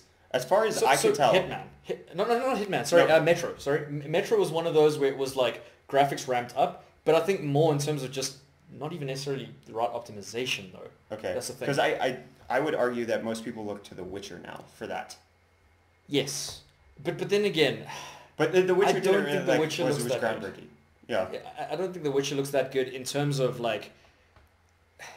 Playing Half-Life as a kid. Playing the original Half-Life. Before you go into your story, let's ask the community, what game for you guys now is the new Crysis standard that's come out since 2014? So 2014 and more recent, what would you say is the new, like, this is the Crysis standard? But not even 2014. I mean, Crysis was like 10 years ago.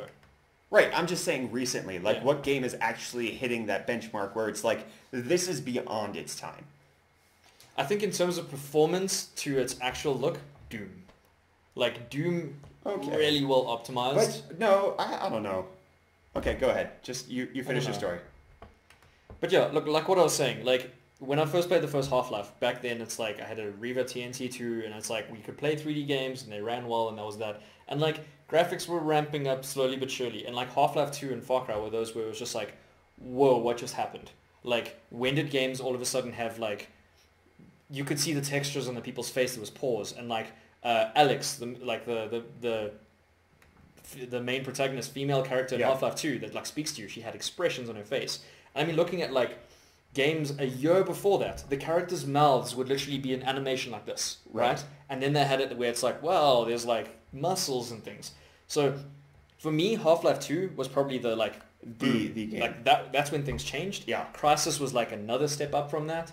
Yeah. But like I don't necessarily think there was any game in the past few years where I was just like, whoa, what's going on? Yeah, like graphics are amazing. Yeah. Not that I can think of, at least. Okay. Well, one person is saying Witcher 3 has set the standard. Yeah. And you know what? Witcher 3 looks like poop on the PlayStation 4. Yeah. It just does. Like on my 970M, I run it at low settings, and it's getting like maybe 40 FPS. Looks 1,000 times better than what you get on the console.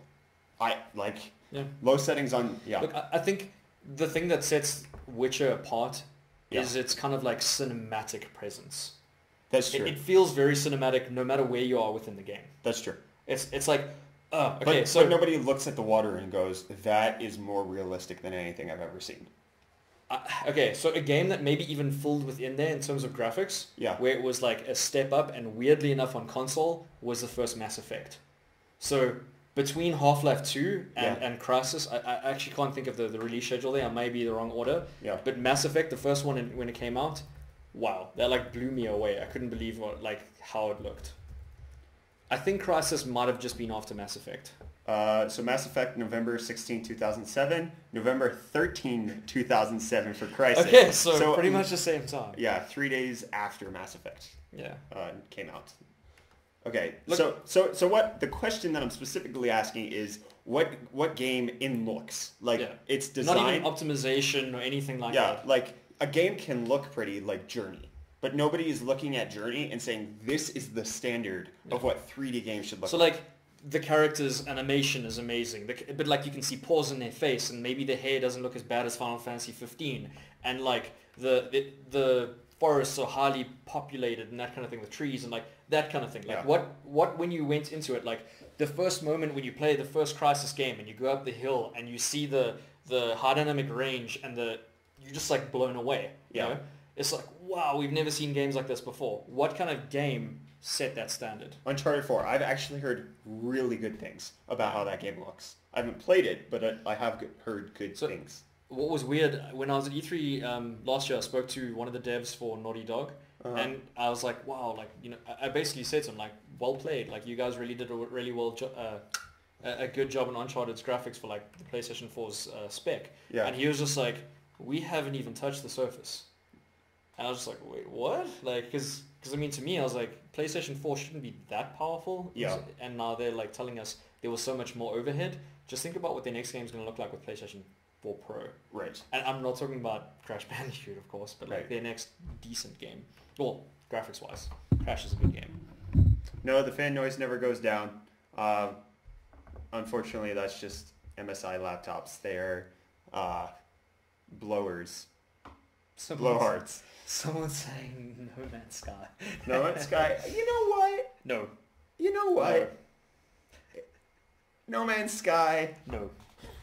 Wasn't that bad. It was hyped way too much. Yeah. Anyway, okay, we probably still have other topics, so we should probably... Yeah, so we can finish up on the... What? Okay, there we go. That should be up now. The GameStop stuff, so they released Far Cry, and then Jimquisition, and then just in general, apparently GameStop has this really bad circle of life thing that's going on, where you have to sell just as many pre-order... or the employees. The employees have to sell just as many... used games as they do new and pre-order games. Yeah, so one of the employees that was doing the best out of like all of them in the country, that basically was selling the most pre-orders, hyping up all the games, doing a really good job, got fired for selling too many of their new games and not pre-owned games. That's pretty crazy, like, but I understand it, because I mean at the end of the day, so a new game comes in, it's a $60 game, they probably receive $55 and they make a $5 profit. Yeah. Now a pre-owned game comes in, someone what is this? A pre-owned game comes in, someone sells it to GameStop for $5, they resell it for $20. So there's definitely a bigger market for that. But I just find it crazy. I mean, like, this company is just trying to like... Wonder if he has a link to it. Mess with people. Kotaku's article here. So new GameStop program leads employees to lie to customers. Yeah. So the reason that's it as well is that like, let's say you're a customer, you walk into GameStop and you want a new game, like on release. They'll tell you, sorry, we don't have stock of the game, even though there's like 20 in the back, because they'd rather want you to try to pick up a game that wasn't doing as well that's pre-owned. So like Battleborn, they're trying to force their employees to try to sell Battleborn, even though the game is sold like on some online sites for like $1. Yeah, you could get it for basically nothing right now. So look, I understand, like kind of saying Nvidia as well, I understand it as a business practice. I mean, at the end of the day, if a massive chain like GameStop is not going to sell all the pre-owned stock, they're going to close down. Right. I mean, what are they supposed to do with the stuff if they can't sell it? Yeah. But at the same time, it's their own fault for bringing in that much pre-owned stock. I mean, they're creating the market for pre-owned games, and if they can't keep up with it, they're the ones setting the trend. Okay, so we are telling people we don't have new systems in stock, so we won't take a $300 or $400 hit in our pre-owned numbers. We also tell customers we don't have copies of new games in stock when they are on sale. For example, Watch Dogs 2 is currently $30 new and $55 pre-owned. That's insane. So they will just tell them we don't have the new one, and then they have to buy the used one for $55. Look, I'll admit South African companies like BT Games and that, the trade-in game prices are not that bad. Like, some people have complained that it's like you're still paying half the price $55 is not half the price on a brand new game. On a brand new game. So props to South Africa in one way at least. Okay. Yeah, so bad on you, GameStop. We don't like it. Neither does Jim Sterling. Okay. Yeah. Then a couple of last things about Telkom DGL Masters, 1.5 million Rand prize pool, Byron. Yeah, so we've discussed DGL Masters in the past. Pretty much the biggest South African esports event that happens in terms of its prize pool. Last year, the only two titles they had in terms of this prize pool, I mean, they have other leagues, was Dota 2 and Counter-Strike. Yeah. And it was a 50-50 split. It was 500,000 Rand for each. Work that out, that's probably $30,000, something like that. In terms of the full prize pool, we'll discuss the issue with that just now. And now the thing is, like, before that, all the other tournaments were generally in like 10 to 50,000 Rand prize pools, and then they just kind of added a zero to it, which is pretty great. They've added FIFA now as well. So okay. The misleading thing though is that people are like not reading into it right. They so would assume that with that extra 500,000 Rand is going straight to FIFA. Yeah, which now think about it. So Dota's a 5-man team, 8 teams splitting 500,000 Rand. It doesn't really go that far. Yeah. In terms of FIFA, where you're only one player and you're playing against 7 other guys, 500,000 Rand would be a lot of money. Yes. But instead of doing that, they split it down to 120,000 Rand. Yeah, combined for all of the Masters events, though. That's not what the finalist walks away with. In my opinion, I don't really think they should be calling it a Masters event because they've already had prize pools of up to about this amount in terms of like Alienware, laptops, and that kind of thing in the past. But still, so before we discuss the actual amounts in more detail, I think my personal opinion on this is that it is actually a good thing. Now, the reason I say that is the biggest issue in South Africa is the external support we have for esports. So we have companies like ASUS and we have companies like Gigabyte and MSI and all these guys getting on board, which is amazing, sure. But they can only help to like a certain degree. I mean, these companies are only making, let's say, 10 to 20% profit per product in the country. They have their own issues in terms of like imports and like, I mean, they can't just cash out all their money into trying to fund esports. Right. And also remember that like most of the people that are buying their products are already the ones watching this anyway. So it's not like a massive return on investment. Right. Now, in terms of like, what do you call it, like lifestyle products? So let's say MTN and Huawei and like FNB and that kind of thing.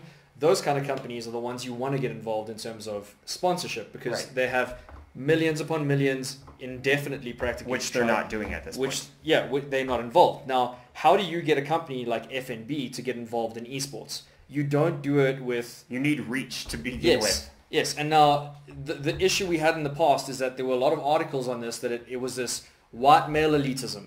It was basically like in South Africa, unfortunately the case is that it's like the higher income people playing computer games was generally white males. And like that's not the entire target market for FNB because... That's not even over, like most of the gamers in South Africa are people of color. Exactly, and they're playing on consoles. So now you look at like ASUS, sure, they're looking at the right market in terms of like, let's say the white males. I'm not trying to be weird about this, but now FNB, black, white, Indian, whatever race you are, doesn't matter. Whatever gender you are, doesn't matter. They just want to reach the most people possible. Exactly. And the white population in South Africa is not even 10%. Exactly. So now you look at something like FIFA, where you go into the townships, FIFA is being played everywhere. So sure, in terms of, there's Luca commented on one of the things, there's an argument that I think is very valid where basically the viewership is a little bit of a problem where it comes to like not all of these, let's say previously disadvantaged, the term we usually call it, people are necessarily the ones viewing this. Sure, but now you're creating a culture for it. You're creating a culture where you're getting these people that have, all they have is FIFA and a PS4.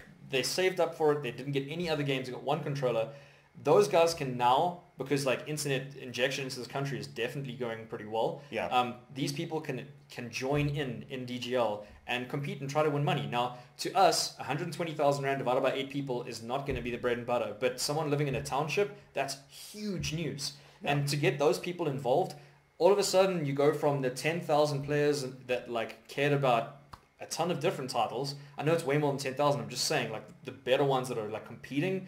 You're now looking at 50 to 100,000 people that can get involved in this. Yeah. So I think that people are looking at it the wrong way. The guys that are playing Counter-Strike are like, no, we want more money in Counter-Strike and like this is the wrong market and that. They should be happy because the more interest there is in esports, the better it's going to be for everyone else. I mean, if you have 1 million people playing FIFA and their prize pool is 10 times the size of yours, yours is going to be influenced with that in a positive way anyway. Yeah. You know, so I think the whole push for this, my opinion on it, is that companies like FNB and lifestyle products like Motorola, or not Motorola, Samsung, that kind of thing, this is great for them, which is going to just increase esports exponentially. Which is weird that you say Samsung has to like be incentivized to get involved here, because like some of the best League of Legends teams are Samsung Galaxy teams. Yeah. But here they're not really investing. Vainglory in America has its own league that's sponsored by Samsung. Yeah. But now, is Samsung sponsoring any MGOs or any tournaments here? Not that I know of, but here's the other thing. So something that's quite interesting is that even in like, let's say the lower income bracket of people, a lot of them are running S7s. And now you might think to yourself, like, that's a bit ridiculous. But remember, like, these guys didn't have internet at home, so the only device they have for communications was their cell phone. Yeah. So they'd pay 500 Rand a month, they'd get the latest, like, flagship phone, and then they'd actually have access to internet wherever they are. Right. So a lot of people in townships have better phones than some of my friends that are living in upper class areas. Yeah. Because that was their main, like, form of communication and everything like that. Because your friends in the upper class areas have computers and tablets and exactly. everything else. So, I mean, it's the same thing as me right now. So I went and bought a 1,400 Rand phone because I have a tablet, I have a laptop, I have a PC, I have fiber at home. Like, the phone is just for WhatsApping Brett, my girlfriend, and my mom. Yeah. You know, like, beyond I'm that, included in that list. you know what I'm saying? So that's the thing. Like, Samsung now, I mean, I go back to it. So Samsung's going to look at its market of white males, and let's say it's at 50,000 that have bought Samsung phones over the past period or whatever. More than 1 million are people of color. So for them to get involved, they need to get involved with what those people have access to, because you go into a township right now and how many of those people have access to a fiber connection and have a decent enough PC to play Dota at 120 frames per second? Guaranteed not even 1%. Yeah. Guaranteed not even 0.1%. Okay, but now look at it on the other end. How many of those guys have access to a last or current generation console, FIFA, and limited internet connectivity? Yeah. All. And I literally say all because they're going to, like, the thing that's maybe, let's say, great about townships is community. A lot of these people, they interact with each other more than, like, unfortunately, us in like, medium to upper income range, where they go next door and they play with their friends and that kind of thing. Like, that doesn't really happen these days in, like, the white male scenario. And the skill development for a game like FIFA can be done in your personal time by yourself. Exactly. Not waiting internet connection. Without internet connection, and then also without your friends having internet connection. Exactly. You don't have to depend on anybody else. Like, Yeah.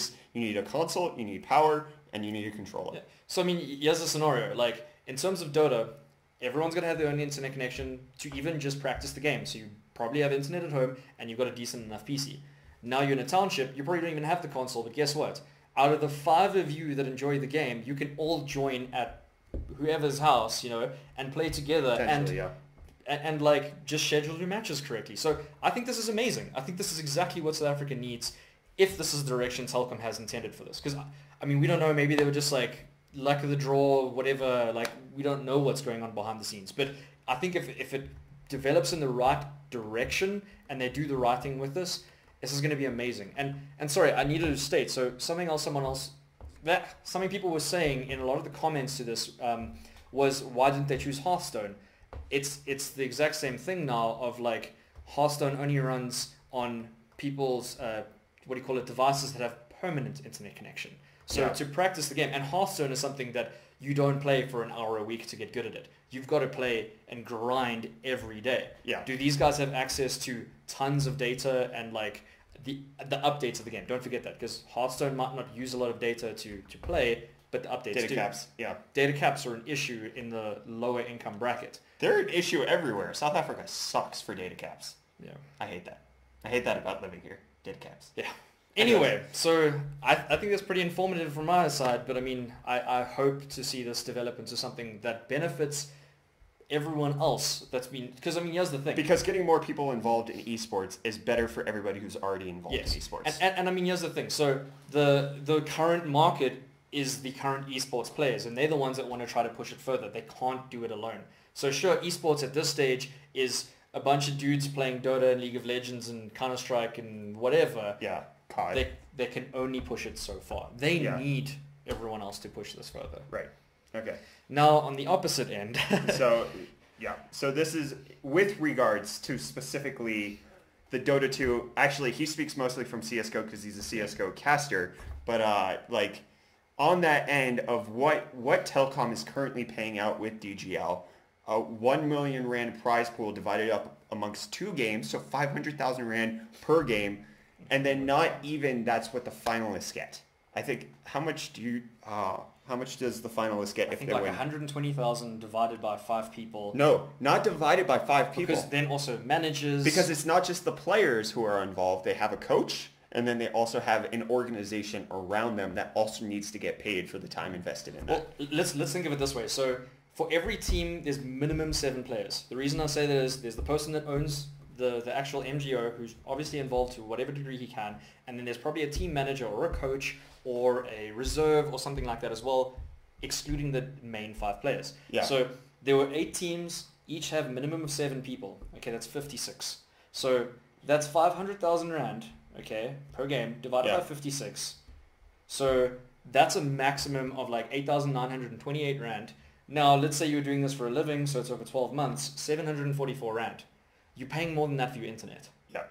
Now, considering these games, even something like Counter-Strike, maybe especially Dota, the actual GPU requirements of the game go up over time as with updates. Yeah. Are you even just going to sustain your PC for 744 Rand a month? No.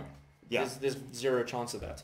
So this is speaking only about Telkom's DGL stuff. And some people might think like, really, in South Africa, coaches and that? Yes, like Bravado has coaches, and like this is a real thing because these teams want to try to do the best they can and take it internationally. So they have coaches, they have an MGO owner, they have a graphic designer, they have a social media marketer, they've got someone that does like, you get what I'm saying? It's a company now.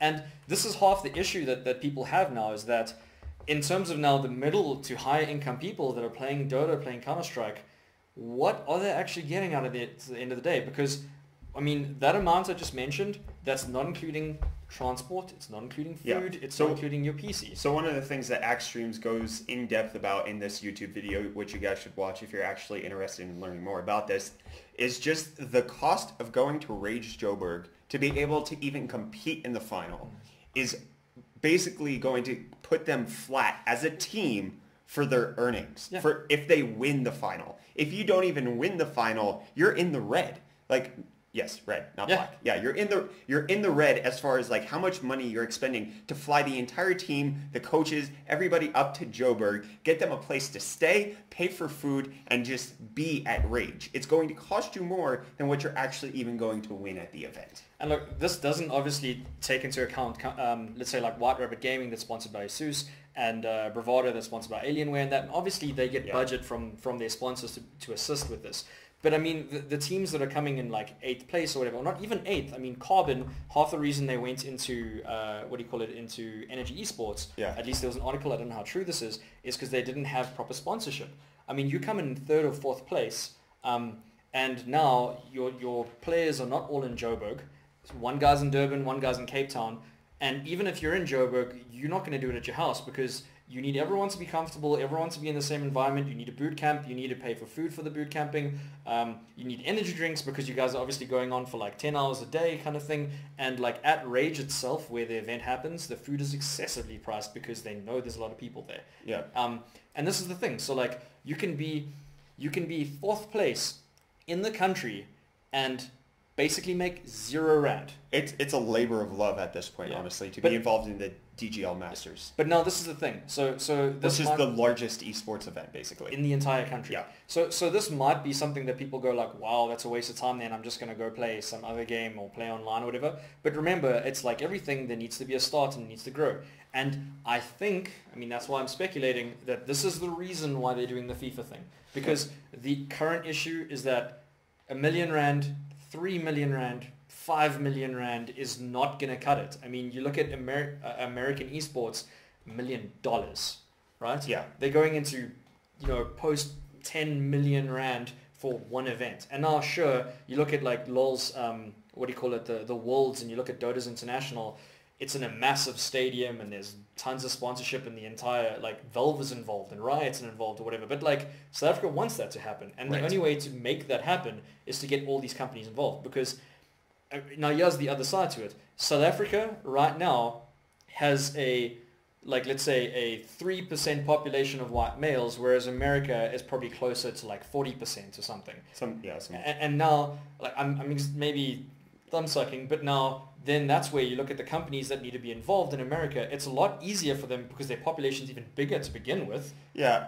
To actually sponsor this because the viewership's going to be easier. In South Africa, it's not. Okay, well, and never mind. I don't even want to. It's not really politics. I mean, here's the thing. Everything's Let's politics. say target market. Okay, Yeah. I don't want to like get into race or anything, but like that's the thing. The target market in South Africa for Dota and that for sponsorship is minute compared to America in terms of who's actually playing the games. Yeah. Yeah. So basically, now it's not worth it in money. Yeah. But it is worth it in investment. Potentially. One of the issues that I have is that Telkom didn't up the prize pool enough. They're not really increasing it over the success of last year, which it needs to at least double. That would show growth, in my opinion. And it just kind of seems like Telkom, like usual, might just be in it for themselves as far as like keeping the profit. We don't know because I mean there's speculation that they got like a massive amount of money invested into this year. There was a holding company for who runs it and that kind of thing. I don't want to try to like assume things right now, but like I'm glad this is happening. But I mean, not even but. Sorry, I mean on the positive of this is it builds brands. I mean, you look at a company. I say it's a company like Bravado Gaming. They wouldn't be where they are today in terms of recognition without Telkom because that's where they gained their recognition. Obviously on pubs and that kind of thing, playing online, people got to know them. You go in a server and they're the kind of BVD, they're at the top.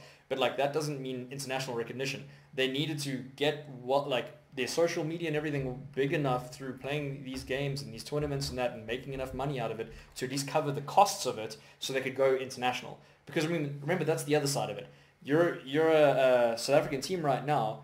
You might not make a profit, but at least you cover your costs to be able to get recognition to go overseas. Yeah. I mean, Bravado Gaming wouldn't have just gone overseas and wrecked. They wouldn't have gone and just like destroyed Team Solo Mid without playing in DGL and Masters and like the other teams that are involved in Masters over the past like half a decade to a decade. Yeah. You know? So there's a lot of positive in Telkom's DGL Masters. Right. Like, but then there's a massive ton of it. There's also the issue like these teams are playing for tournaments and they're not even having the advantage of what people in America have where you can stream for your income. Yeah. Like, in order for South Africans to get the audience that they need in order to sustain a stream income, they have to be on an American time zone schedule. Like start streaming at midnight. I mean, that's not fun. Like I don't think my streams do as well because I'm starting when people are just getting off their workday on the East Coast of the United States. On the West Coast, they're still in the middle of their workday. They're not going to be watching. So anybody who's of my audience in the US isn't going to be watching the stream until maybe even later. Just quickly a conversion for some people. So 500,000 Rand is probably like $35,000. I don't know. Maybe you want to do like a quick conversion and then that's split between the 8 teams and roughly, let's say 7 people involved per team. So, and don't forget, I mean, it's not split directly. I mean, the guys that come 8th place get a lot less money than the people that come 1st place because obviously it's like 120,000, 80,000, 40,000, 20, that kind of thing. And I mean, imagine now as a team, in the entire year, you work your butt off, you get 20,000 Rand for your entire team of 7 people over 12 months. That's crazy. Yeah. But sorry, something else that's in place in other countries, there's actually, I'm trying to think, there's like holding bodies that basically invite teams to events and make sure that those teams will only go if they cover their expenses. Okay. It's quite cool. So like, if you're Navi, Dota team, you're not going to be in an event like this because even if you come 1st place, it's not worth flying their guys to the other side of the world. Yeah. So they actually have like I'm trying to think what the right word is. Like, what do celebrities have? Kind of like a manager, I guess. Okay, yeah. But there's like a company. Agent. There's like an agent, yes. There's an agent that actually agency would controls what all these other esports NGOs get involved in because there's minimum requirements in other countries. There's minimum requirements that their food needs to be covered, their transport needs to be covered, they have access to fast internet for them to boot camp for a certain period of time before they even make a single cent of money. South Africa, if they could just do that, like the prize pool doesn't necessarily have to go exponentially bigger, but if the last place team, like they do some form of a calculation and work based off the past, like each player needs a minimum of 8 grand to cover the expenses, and then work that in, that'd be amazing. I mean, that's kind of the minimum requirement we want to look at right now. Not necessarily even because to make something grow, you need it to stay to begin with. Like, if these guys in 8th place are like, it's not worth their time, no one's going to want to do it. Right. That makes sense. Makes a lot of sense. Anyway. Yeah, there's a lot of issues with esports right now in South Africa. Not necessarily issues. No, as far as monetary. Yes. But it's already better. Being successful at esports in South Africa is a really difficult thing, which is such a hard thing to swallow in South Africa, because most of the same resources are available here as they are in the United States. And it's just nearly impossible. Not nearly. It's very difficult to make it happen here in South Africa. Yeah. And it's the same with the YouTube scene. Like, speaking from something that I can see, like, the YouTube scene here in South Africa is really bad. It just is. Like, everybody who's doing YouTube is garbage, including me. Like, we're just nowhere near what anybody on the Western Hemisphere is like, as far as, like, the quality of YouTube, the ability to bring in subscribers, the ability to bring in views. We just don't do it here for some reason. And it's just kind of disheartening to see, like, all of this time and energy people are investing into esports, and then also into producing videos, and then, like, nothing happens from it. Like, there's just no development. We're sucking our thumbs while trying to hope eventually we'll get big enough one day to sustain ourselves off of an income. Yeah. I mean, I may be wrong, but I don't think there's a single South African person right now that is making a living off of esports, playing in it as well. So I'm excluding MGO owners, because, I mean, they're doing different things. Yeah. And by saying a living, I mean, they're not living at their mother's house, okay? Yeah.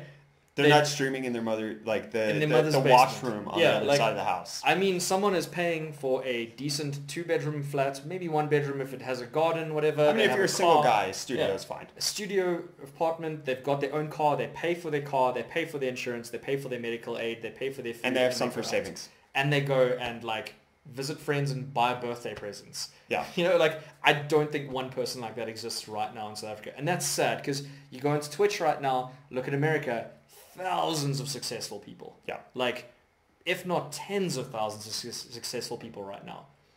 Yeah. It's sad. And somebody is even commenting, you're on the East Coast. The prime time for streaming there is 7 p.m., 3 a.m. South Africa time.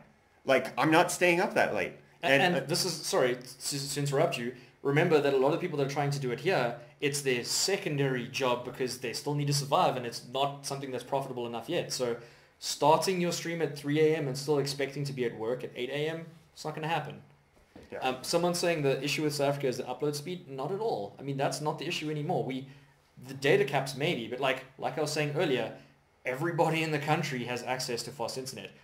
My parents live in Richards Bay, and I was actually looking today because they can't get fiber and they only have like 2 meg ADSL. I go and look there, 150 megabits per second LTE advanced.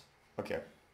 They have an option, at least. Sure, price might be the problem, but accessibility is there. Yeah, it exists. I mean, there are plenty of places where, like, 2 meg fiber or 2 meg ADSL is the cap. There's no LTE. Like, but there are those places of South Africa. But there's enough places that have upload speed for more than one person to be successful. That's what I'm getting at. Like, no, it should be better. The resources exist that we should have. Somebody still in South Africa, Casper Lee doesn't count. He left. Like, there should be one South African in South Africa that is doing well at YouTube. It should exist. And I mean, even like, not to mention names, there's another person in South Africa that's doing acceptable at this stage by doing gaming content on YouTube, but it's not from his YouTube views, it's from his sponsorship that he has to try to actually keep his channel going. Right. I mean, that's what's crazy. Like, you have to get sponsorship from like PlayStation, that kind of thing, just to keep your channel alive. Yeah. I mean, because your views might be the best that's in South Africa in terms of like gaming content or technology in your case or whatever, but it's not enough to pay the bills. And I mean, like, you have 2 children and a wife and you stay in a decent house. No, if YouTube was my job right now, I would no other income. Let's say that I would be living in a box with my family, depending on the American government to pay for all of my bills. Yeah, you wouldn't be in South Africa. No, there's no chance. I'm moving back. Can't be, yeah. No, I can't afford to live off of my income whatsoever. Like, yeah. I could buy a coffee. And South Africa, in terms of a global scale, is not an expensive place to live. I mean, like, we literally, the average home here is way under $1 million kind of thing. And paying, in terms of your monthly, like, I don't know a lot of people that pay more than $1,000 to stay in a decent house, 3-4 bedroom. In America, that's unheard of. No, what I'm paying for this place is, like, trash there. Like, I've paid this amount before in the States, and, like, the carpet had dog urine still in it. Yeah. Anyways. Anyway. Yeah. South Africa is like, I don't know, what is it? Like, we can prognosticate. We don't have any more articles. We're done with the articles. If you want to keep going on about this, I think we can spend some more time. Yeah, so remember, the other thing is like, so Brett's been in the country for 2 years now. I mean, I was born here, I've lived here my whole life. The issue is that the trend is only going now. So we had access to, internet pretty much when America had access to internet. You'd be surprised. Like, South Africa was one of the first countries in the world to have dial-up. Okay. Issue, we had apartheid, government changed, and with the change there were obviously a lot of positives in terms of politics and that kind of thing, but there were a lot of negatives that came behind, like paperwork, because now all of a sudden you've got a new government in place, things are going to happen differently, and infrastructure was one of those things that was put in the backlog. Like, infrastructure in South Africa was left behind for at least a decade, and when I say infrastructure, I don't even necessarily just mean internet. We had dial-up for 10 years where America had like fiber by then. They had T1 connections and that kind of thing, right? Yeah. We got games 3 months after release. We got PC parts sometimes only a year after release. Like, everything technology-wise, way behind. And that trend, still up till 5 years ago, was there. Yeah. I mean, we got ADSL in 2003, 2004, somewhere there. I was lucky enough to be one of the first to get it as well. But by saying fast internet, I'm talking about like half a meg. Half a meg was the fastest South African connection, and my dad was paying like a ton of cash, but like he had a business, and my mom also used the internet for business and that kind of thing. Now, you look at it, let's say Scotland, it's the only reference I have. At the same time, my uncle was working at IBM in Scotland, and he had a 10 megabit connection just to himself. I mean, like, I'm sure America was the same story. I don't know anyone, okay, you were there, but I'm saying, like, I don't know anyone that has experience from that was, like, over 20 years old. Yeah. You know? And that's the thing. So South African laws and, like, regulations and paperwork and infrastructure and everything kept us behind, where we were a decade behind. And then over time, we were 5 years behind. And, like, even today, I'd say we're a year behind. Because we get some products first. And it's in some places... In some places, there's no reason. There's no excuse to be behind. Yes. But in the vast majority. Yes. Yeah. So we might be like, let's say, first to get things. It's happened. Weirdly enough, Samsung had world premiere of Star Wars. Didn't make any sense. Like, I go and watch it, I get invited to this event, and like, it's not out in America yet. Okay. Yeah. You know? But at the same time, we aren't physically close to any first world countries, and that leads to shipping costs, and that leads to time delays, and that leads to other problems, because you can have a product the same day, but in America, to have a product the same day, you just got to ship it via a courier. In South Africa, to have it the same day, not necessarily just, but you get what I'm saying. America's big, but like, you can drive from the one side to the other. You can't drive from America to South Africa. You got to fly it to like all over the world. You have to ship it via freight. Yes, and it's freight, and sometimes freight isn't always air because it costs more money, so they have to do it via ships, and that takes weeks. So that's the thing. Just for South Africa to try to keep ahead is always going to cost more money. Right. No matter what, if we want to be one-to-one with America at any technological level, we have to pay more money to be able to achieve that. Right. And it comes down to everything. Game development costs more here because computers cost more here. Right. You know, like, people like, oh, well, you have access to internet and you can work for an American company. Okay, sure. You got to now wake up at like weird times of the day, which costs more money because now you got to go and like buy your bread at a garage because you're awake at that time of the day. Like, I know I'm being excessive about this, but no matter what, we're always behind. Yes. Okay. Fair enough. But let's put somebody in my shoes. Like, I have 100 megabit fiber. Yeah. Yeah. I have fastest we have available. Okay, we have gigabit, but that's really business. Like, I have access to a decent enough computer. Yes. Like, I have camera.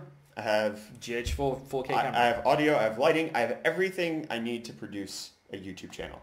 More so than what MKBHD had 5 years ago. Correct. And he was probably like close to 100,000 subs. Like, there are South Africans who are in my situation. Why are they not doing well? That's what I'm trying to figure out. Like, why, without naming names, does the best gaming YouTuber in South Africa not even have 16,000 subscribers? Why? And that's, so, okay, I don't know necessarily, but this is something. So, even let's take Brett's channel as an example. He's physically in South Africa, but his biggest viewer base is US. So the same could be said for any South African. I mean, there's no reason why a South African person releases content and could have a massive US-based audience. I mean, I released a YouTube video the other day, nowhere near Brett's subscribers or anything like that. And for my kind of size of things, it was going well, but only American side. And that's the thing, like, people argue that it's South African viewership. That can't be the issue when you have viewership over the entire world that has access to your content. Right. So the other side to it might even just be, what do you call it? Not the language barrier, but accent. Because there's exceptions. Okay, let me first finish what I mean by that. Okay. So my accent might not be something that the US kind of based audience likes. Because they're like, this is some random South African guy. I'd rather listen to someone that's US based or at least Canadian. You know, like it's closer to what they interact with like on a day-to-day basis. Yeah. Now, sure, you get the exception of like Dimitri from Hardware Canucks, who has some ridiculous Russian accent. Okay, but there's things about his channel that are like better than everyone else's that maybe he just hit the audience in the right direction. Maybe. So my concern, or maybe my the reason I think it might be is that if I was going to go and watch something, I'm going to watch US because as a South African, as someone who's born in South Africa, our culture is based off of the United States. A lot of our influence in terms of movies and culture is based on the United States. Entertainment culture. And that's what YouTube is at the end of the day. Am I going to go watch something from China? No chance. Am I going to watch something from Indonesia? No chance. And now maybe, especially with Americans, which is the biggest audience available, Americans are definitely the kind of people that America first, you know, and that's the thing. Like, no, but like that, they're gonna watch their content first. Yeah. As a macro scale, not micro. Sure, I there's a chance that at one stage I'll get to 1 million subscribers that are American, but the chances of that happening versus an American person, an American audience, it's very different. Okay. So there's two comments. So one, it's because we don't have cool accents. I highly disagree. Like it's this like weird mixture between British and Australian. It's kind of cool. It's kind of cool. But would you watch a South African? So Linus Tech Tips. If Linus was South African, do you think you would watch it as much? Yes. Accent makes no difference to you. Although he has such a whiny accent at times. Not no difference. I will not watch Hardware Canucks sometimes. Because I can't. Eba's sometimes hard to understand. I can't automatically grasp what they're saying. Yeah. There's very few South Africans, unless they have a very heavy Afrikaans accent, that I can't understand them. Well, so myself, I slur a lot of words. It's the way I've spoken my entire life, so it's not like I'm going to try to speak differently. But that's the thing. Like, if I had a channel and I just spoke the way I did every single day, I'd probably have to have closed captions on all the time because a lot of people wouldn't understand me. I disagree. I think I've had a lot of people not understand me that were from other countries. They're like, what? So when I went to America last year, I mean, there's a perfect example. So it's not you who's an American surrounded by South Africans. Right. Okay, it's not where you won. There, I was in California where everyone around me was American, except for maybe like one Asian guy. And everyone was like, excuse me, what did you say? What was that? I don't understand the word you're saying. You're right. So one of the things I had growing up was I had multicultural friends who had thick accents from other countries. Like I just grew up in that culture. So like I've trained myself to just be like, oh, you speak differently than me. I understand what you're saying no matter what it is, basically. Most Americans don't do that. Yeah, so there's a few people that are watching at the moment. I'm pretty sure some of you are American. Right now I have an accent that is not what you're used to at home. So if I had a channel, let's say, doing the exact same content as Brett, would it influence you watching the channel based off my accent versus what you're used to in terms of Brett's accent? I mean, I want to know. Like, would you watch a channel and subscribe to it and have an expectation of 3 to 4 million subscribers like Marquise Brownlee or Austin Evans or that kind of thing with my accent? Yeah. Because I have a pretty like not on the far end scale of a South African accent. Banana, not banana, whatever. Banana. So we'd say tomato, not tomato. So what I'm getting at is my accent is like okay in terms of understanding. Yeah. There's way heavier accents in South Africa. That's true. And I mean, I even saw a channel. So I'm fortunate enough that I'm English in South Africa. A lot of Afrikaans people have it way worse because they have this. I mean, okay, make a poll. That's a good idea. Continue. Yeah.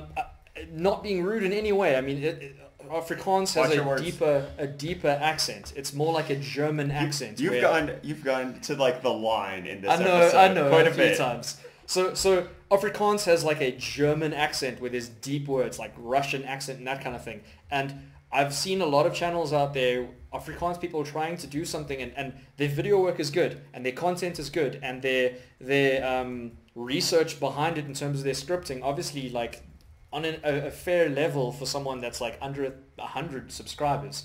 These people are getting nowhere. And I saw one the other day. There was a guy that was doing a review on a case for a S7. He had an Afrikaans accent, and he had like 30 videos released, and the guy had 2 subscribers. And at first I thought, oh, he probably doesn't know about tagging. I go like vidIQ, I check there like proper tags. I'm like, okay, vidIQ scores even a high percentage. But here's the thing, like, I'm not going to go watch some Russian guy unless he's got an AK-47 and a drone blowing up something, because that's my expectation of Russians. In terms of YouTube. Byron. In terms of YouTube. You're going. Like, okay. But you get what I'm trying to say. Okay, so here's Matty GT is bringing up in Discord. He says, it's just that South African YouTubers don't want to support each other. Nobody wants to mention each other or endorse each other. The increase of the industry would benefit us all, and South Africans don't seem to understand that. Can you give a specific example? I have gone to pretty much every single prominent South African YouTuber, and they are featuring other people. Yeah. All the time. I'm not doing that, and I'm moderately successful in South Africa. Well, okay. Like Bad example. What? So a associate of mine was doing like a lot of gaming content, and okay. He was doing a lot of gaming content, and it wasn't necessarily great by any means, but it wasn't the worst I've ever seen on YouTube. Right. For sure. Okay. And this guy is like, props to him. He is so active on social media, always trying to like, what do you call it? What's another word for interact? Like collaborate with other YouTubers in South Africa, doing his best to try to grow the YouTube community, doing braais, which is like barbecues with other YouTubers, and like really, that guy, A for effort. Okay. Yeah. And he gets 3 views per video. Yeah, so it has nothing to do with who you know in South Africa, because the viewership's not South African to begin with. Yeah, so the guy who won't be named, it's Grant Hines. No, not that guy. Not that guy. Oh. I know who you're talking about. Like the guy. Both. the guy who we're talking about continuously, Grant Hines. He released a video today. Yeah. Constantine 104 and SBTV Games. Yeah. He's featured. Rusty Pieliver is always like he's a good example. Rusty Pieliver, daily videos, and he gets like 20 views. Yes, and he's not unwilling to support other people. He's active in ZA Gaming Alliance. Yeah. Can you give me an example of where South African YouTubers aren't supporting each other? Like, I think that's the opposite thing. Yeah. I mean, like, South African YouTubers are trying their best to try to make each other grow, and I think the unfortunate truth is that like a lot of their viewership is the exact same viewership as the other guy because of that. Yes, and like, the issue that I've had with people who have asked me for shout-outs on my channel or whatever is I look at your content, and you're not doing a good job. Like it's that simple. Like I'm not saying like I'm not going into gaming at all. Like I'm not even in that realm. I'm not going to feature any gamers because I'm not a gaming channel. Also in South Africa, there's no other massive tech channels at all. Yeah, I mean, like, but the people who ask, it's like I look at your channel and you're just replicating PewDiePie from 5 years ago. You're not original. You're not bringing anything to the table. I'm not doing that. Okay, so to try to discuss this in terms of that. So look at Grant Hines. Okay, definitely the most successful YouTuber in South Africa when it comes to gaming. Yeah. He is sponsored by companies, and he like rightfully owns that because he's put effort in. He used to be in TV and now he's in gaming. Yes. In terms of YouTube, sorry. Daily content practically, does vlogs, and his so sure, maybe he uses what do you call it, tutorials or what's the right word, like templates and that kind of thing, but his video quality is good, and he uses really decent like video editing to make his stuff look decent, and he uses everything he has. Why does he not have 16,000 subscribers? Yeah, at least. Yeah, like he's still at 15,000 and change. Like he's not. I'm not his target market. I wouldn't watch his videos personally. But I don't see why he isn't at 1 million subscribers looking at some other people that are at 1 million subscribers. Yeah. And I don't know if it's South African viewers, because like South African viewers are watching the Americans. They're watching the people from the UK. It's not that they're not engaged in YouTube. Like, I just don't know where it's like... Well, look, where's the disconnect where they're not watching South Africans? What are the South Africans doing wrong where they're not earning the views of their fellow South Africans? And that's one of the things that, like, when people ever comment on my channel saying you deserve more subs, that's hogwash. I don't deserve it. I need to earn that. Like, I have to earn subscribers. I have to earn views. And like, when I see other tech channels that are newer than mine who are doing so much better than I am, I don't say, well, you know what, they had access to all these things. I look at myself and I'm just like, what am I doing wrong? What's wrong with me? Like, what do I need to fix? And especially when you get these like wild unicorns where it's like this guy uploads 3 videos and has 1 million views. And you look at it and it's like, it's the quality of it is 720p and the content You just flew a drone into a pool full of coke. Oh my like, come God, on, man. sure, that's like 30 million views. But look, the sensationalism, I understand the views. Yeah. Because it's like when those people do those things where it's like molten rock thrown into a pool of ice, what does it do? 100 million views. I get it, because people want to know about that. Yeah. But when some random dude from like a small country with a deep accent goes and reviews a game, you don't even know what he's saying, and he's got 1 million views. I'm like, what? What's going on? How? Like, how did this guy get the views? And like, that's Brett's channel's views. Yeah. Like, it's crazy. And like, that guy put no effort into it. YouTube. Yeah. I would say that the biggest issue for me not supporting people is that people who ask me to support them aren't doing well because they're not producing well. Like, I don't feature Byron's content on my channel. What content? Exactly. I have output 1 video this year of a review of a controller, and if you want to watch it, you can search for it. My name. But really, like, that's the thing. Like, it's I don't think it's the quality. That's not the issue, because just look at, like I'm saying, there's some channels out there with terrible quality and they have tons of views. Like Grade A Under A. His quality, the stick figures in paint. Oh, but that's more like sensationalism. So that's like Purian Flex and Dota does paint, like stuff in MS Paint, but that's what he does. Right, but that brings up the issue of it's not the quality. Yeah. All the time. Yeah, like, yeah. You don't, okay, I get what you're saying. Sorry, yeah. It doesn't have to be you have a GH4 to a capture card to a high-end laptop to be able to stream to YouTube. Like, that doesn't define a channel's success. Like, I don't know. I've probably said some things that have upsetted people. Okay, so I'm going to use myself as an example. Yeah. Okay, so example yourself. I have a minute channel. I've only put out 1 video this year, and I did a review, and it got a couple hundred views within a week already, but not thousands at all. Now, looking at my video, except for the quality of the video, the thumbnail looks good. Yeah. Like, objectively, it's a decent thumbnail compared to what's available on the internet. What else am I getting at? The tags were fine. The description of the video was fine, but a couple hundred views. Yeah. Now, what entices someone to watch a video when other people have terrible thumbnails? I mean, that's the first thing. Thumbnail and description. That's what leads to those thousands of views. Sure, maybe my voice is annoying or my video quality is terrible. But you haven't even clicked on the video to watch. That's the thing. You haven't even got to that stage yet. So what causes that? Because, I mean, like, I felt that I did a better job than Brett does on average in the thumbnail. I suck at anything like, design. He always asks for my advice with thumbnails, and I'm like, I hate yours. design. Like, I'll be honest, Yeah. okay?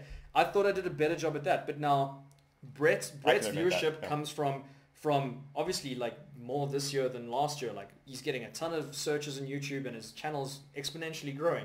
But a lot of his, like, day one content comes from people actually that are subscribed to you guys. Now, where does that other random guy that, like, puts out 2 videos get hundreds of thousands of views for something that's recent when I do it too and I get like 350 views? Okay, that's more debating YouTube. I was trying to talk about the community as a whole. But still, it's still relevant. Yes, absolutely. Because, like, there are those, like, one-hit wonders where, like, then they can build their channel off of a video doing well. Like, Ties on Day, Chocolate Rain. Like, PBAP. His channel will eventually be massive. Because if he keeps doing it, yes. Yeah.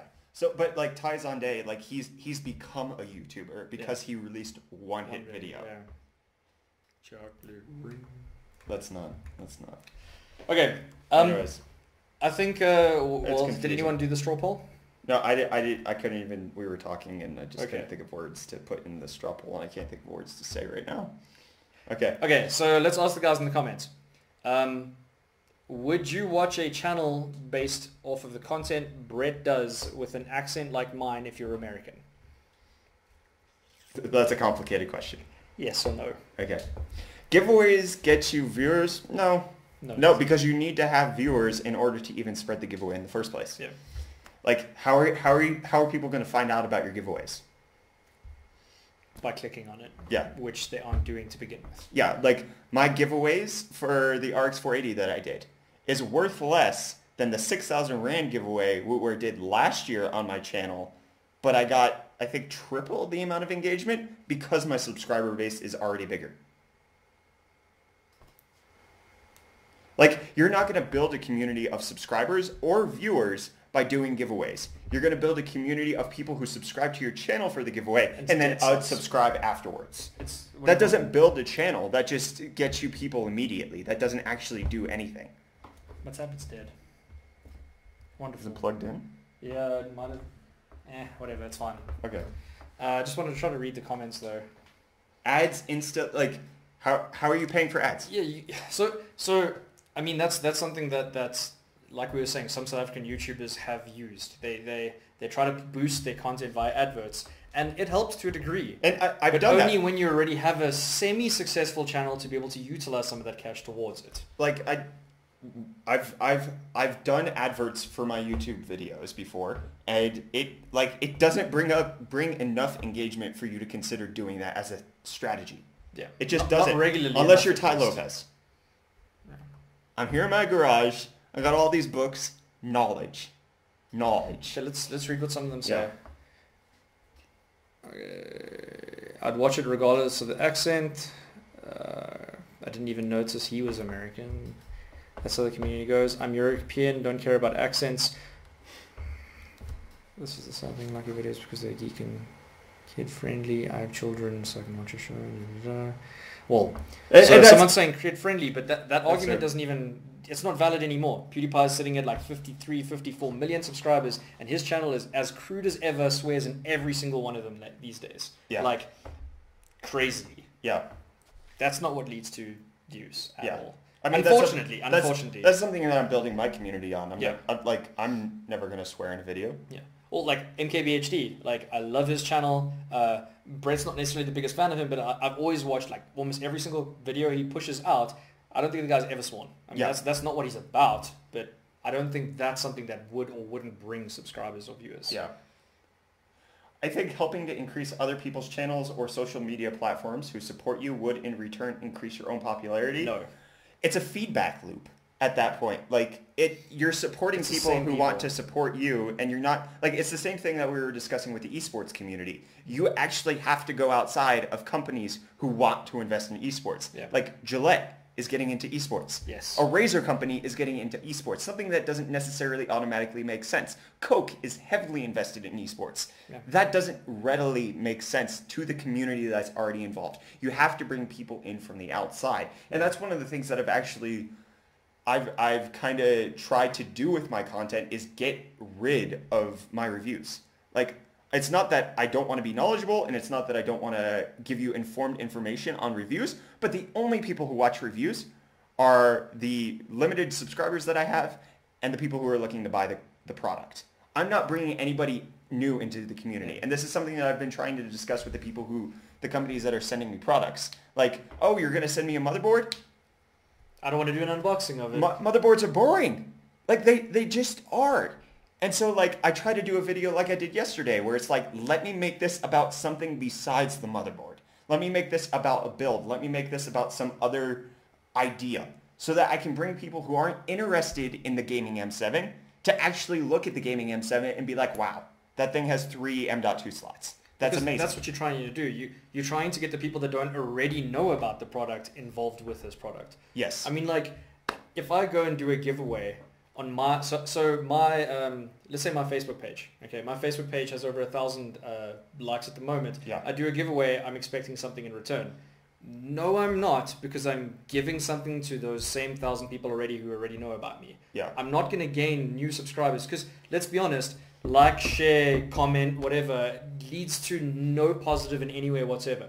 That's not true. Okay, there's statistics behind that. Yeah. Generally. Because what I'm getting at is the guy that actually looks at my content, his grandmother's on Facebook and sees that he can win something, so now she's subscribed to me. She has no interest in what I'm doing. Yes. That's what I'm getting at. It's not a 1-to-1 ratio. Like, not every single one of those new likes or subscribers or whatever would matter.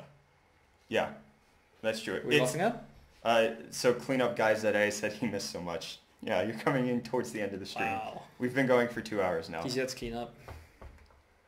Very, very nice. It's a good pun. Good pun there. True dat. True dat. Okay. Yeah. Let's take a look at the what do you call it, comments, and see if there's any questions based off the previous ones. And then while Brett's doing that, I'm just going to ask you guys. So if you have any questions or anything based on what we've discussed today, so mainly about Intel and AMD and Nvidia. I mean, that was what most of the comments were. I mean, the articles were, and then also South African Esports. Please let us know either on Discord or on on YouTube right now. But please try to rather go to Discord, because that's where we want to actually speak to you guys and grow this community. You guys have any questions, we'll try to answer them the best we can. There's actually something... I don't see really any questions. So something that was based off a previous discussion. Yeah. Someone asked on the Discord the other day, so I want to buy a 7870 for 1,400 Rand. Is this a good buy? And someone was saying it's not bad. I am completely against that. So this is the thing I actually wanted to ask you. If someone is going to spend money, and literally, I mean, spend any amount of money right now, what do you think is the minimum they should buy in terms of CPU and GPU? I'll first say why I say this. To get any form of value for money. Because why I'm saying that is, you can spend 100 Rand on an 8800 GT, you can spend 1,000,000 Rand on an 8800 GT. That GPU matters nothing these days, considering what's available. Like, your onboard CPU graphics are going to be better than that, and you're not going to be able to play any titles today. So what do you think is kind of like the starting point that people should consider gaming, okay, when building a PC? Like used? Even used or new. Because what I'm getting at is, right. Buying a, so say 7870 is a R9 270, which is a 750 Ti. That's not worth anything today, considering how powerful a 1050 is in comparison. Yeah. Where do you think the starting point should be for people investing their money when it comes to wasting or saving towards minimum? That's tricky. Because CPU wise, I think anything since a 2500K, as long as it's an i5 or i7, secondhand at least, you're getting decent enough quality. You're probably going to bottleneck if you go for a better GPU, but I just mean you're getting an okay system. You can multitask with it. You can do some light productivity. Yeah. GPU wise, what do you think is a minimum requirement for today? What games? I don't know, Dota, Counter-Strike, that kind of thing. And remember, I don't mean lowest graphics 60 frames per second. I mean playing medium graphics, having an okay experience, and your minimum is 60. A 750 Ti goes a long way. You're right. At this point, yeah. For those types of games, 750 Ti goes a long way. But if the person's spending 1,500 Rand, which is $100... I don't know how much things cost. Well, what's a 1050? Isn't it 2,000 Rand on Wootware? I don't know. Because what I'm getting at is a 1050 versus a 750 Ti. I look up pricing for my videos and immediately forget it afterwards. So you can get a 1050 for $18.99. You see what I'm saying? It makes no sense to buy a 750 Ti for 1.5, save 300 Rand, not even $20, sorry, and you can get a 1050. Fair enough. So would you say that a 1050 should be your minimum requirement in video wise at all? It's kind of, at least for that budget, it doesn't make any sense to get older generation cards unless... Well, it depends on the price. It always depends on the price. But I mean in performance even. So you're getting less performance than that. Well, I mean, if you're getting a 750 Ti for 750 Rand, that's worth half a 1050. Yeah. It's easily. But for 1,500 Rand? I don't know. My brain doesn't work in money. It just doesn't. Well, RX 460 for 1.6, 1050 for 1.8, 1050. I'm going to find that out. Haven't you reviewed both? I have a video coming out. Okay. That's going to be interesting. Okay. That might blow the lid off of that idea. Okay. Okay. All right. So somebody asked, did I graduate from UF? Yes, I did. That's where his name comes from. Not really. I don't want to get involved with any trademark. Overclocking the R9 290. I tried to overclock it and I actually lost FPS. That means that you just have an unstable overclock. Yeah. Like, you probably pushed it too far. Bring it back. Yeah. If it's not stable, you're going to lose FPS. Yeah, because the thing is as well is if you're trying to overclock too much and it gets too hot, it's going to thermal throttle itself. Not even thermals, if it just can't push it at the voltage. Voltage, true. Yeah. Yeah. Yeah, you can get an RX 460 for 1649, either power color or HIS. Yeah, cool. Any other questions? Yeah, so if content is interesting and different, that's the best way to grab people's attention. Yes, but not always. It's confusing. So if you push more vids, it will make people notice, right? Or will it make them want to unsub? It depends on what you built your community on. Like if your community is built on the fact that you produce really high quality videos and then you start going to daily videos that are of lesser quality, you could lose subs because they were just like, I was here for how amazing things were. But then again, sometimes it goes the opposite. I mean, like looking at PewDiePie, he's the perfect example always when discussing anything about subs. He's got the most. Yeah. His content is not the same as last year. His content's not the same as 3 years ago. And sure, someone might say, okay, he's developing his content and that's a good thing. No, there's a ton of people that hate his new content or in reverse hate his old content, but he's still growing exponentially. Yeah. So I don't, it's weird. It's like the content doesn't even matter. Yeah. The R9 290 already reaches 94 CE wall in stock. Then don't overclock it. You're at its limit already. You might even want to try to replacing the thermal paste on that. That might help. It might help out a lot. Custom fan curve. Replace the thermal paste. Like, try to set your fan to 100%. See how that goes. Because if you haven't already done that, you're not going to overclock very well. And considering it's 290, it's not under warranty anymore, most likely. Take the shroud off. Just Google it if you don't know how. It's super easy. Replace it with some like Thermal Grizzly thermal paste, and you'll probably be good to go. Yeah, Thermal Grizzly Fantex has the Fantex stuff that were brought in is actually really high quality. It's not just like included in the box because it's a throwaway. Yeah. It's actually really good thermal paste. Yeah. I think that's kind of it. Which year did I come into South Africa? 2015? 15. Yeah. 2015. Halfway. Somewhere in there.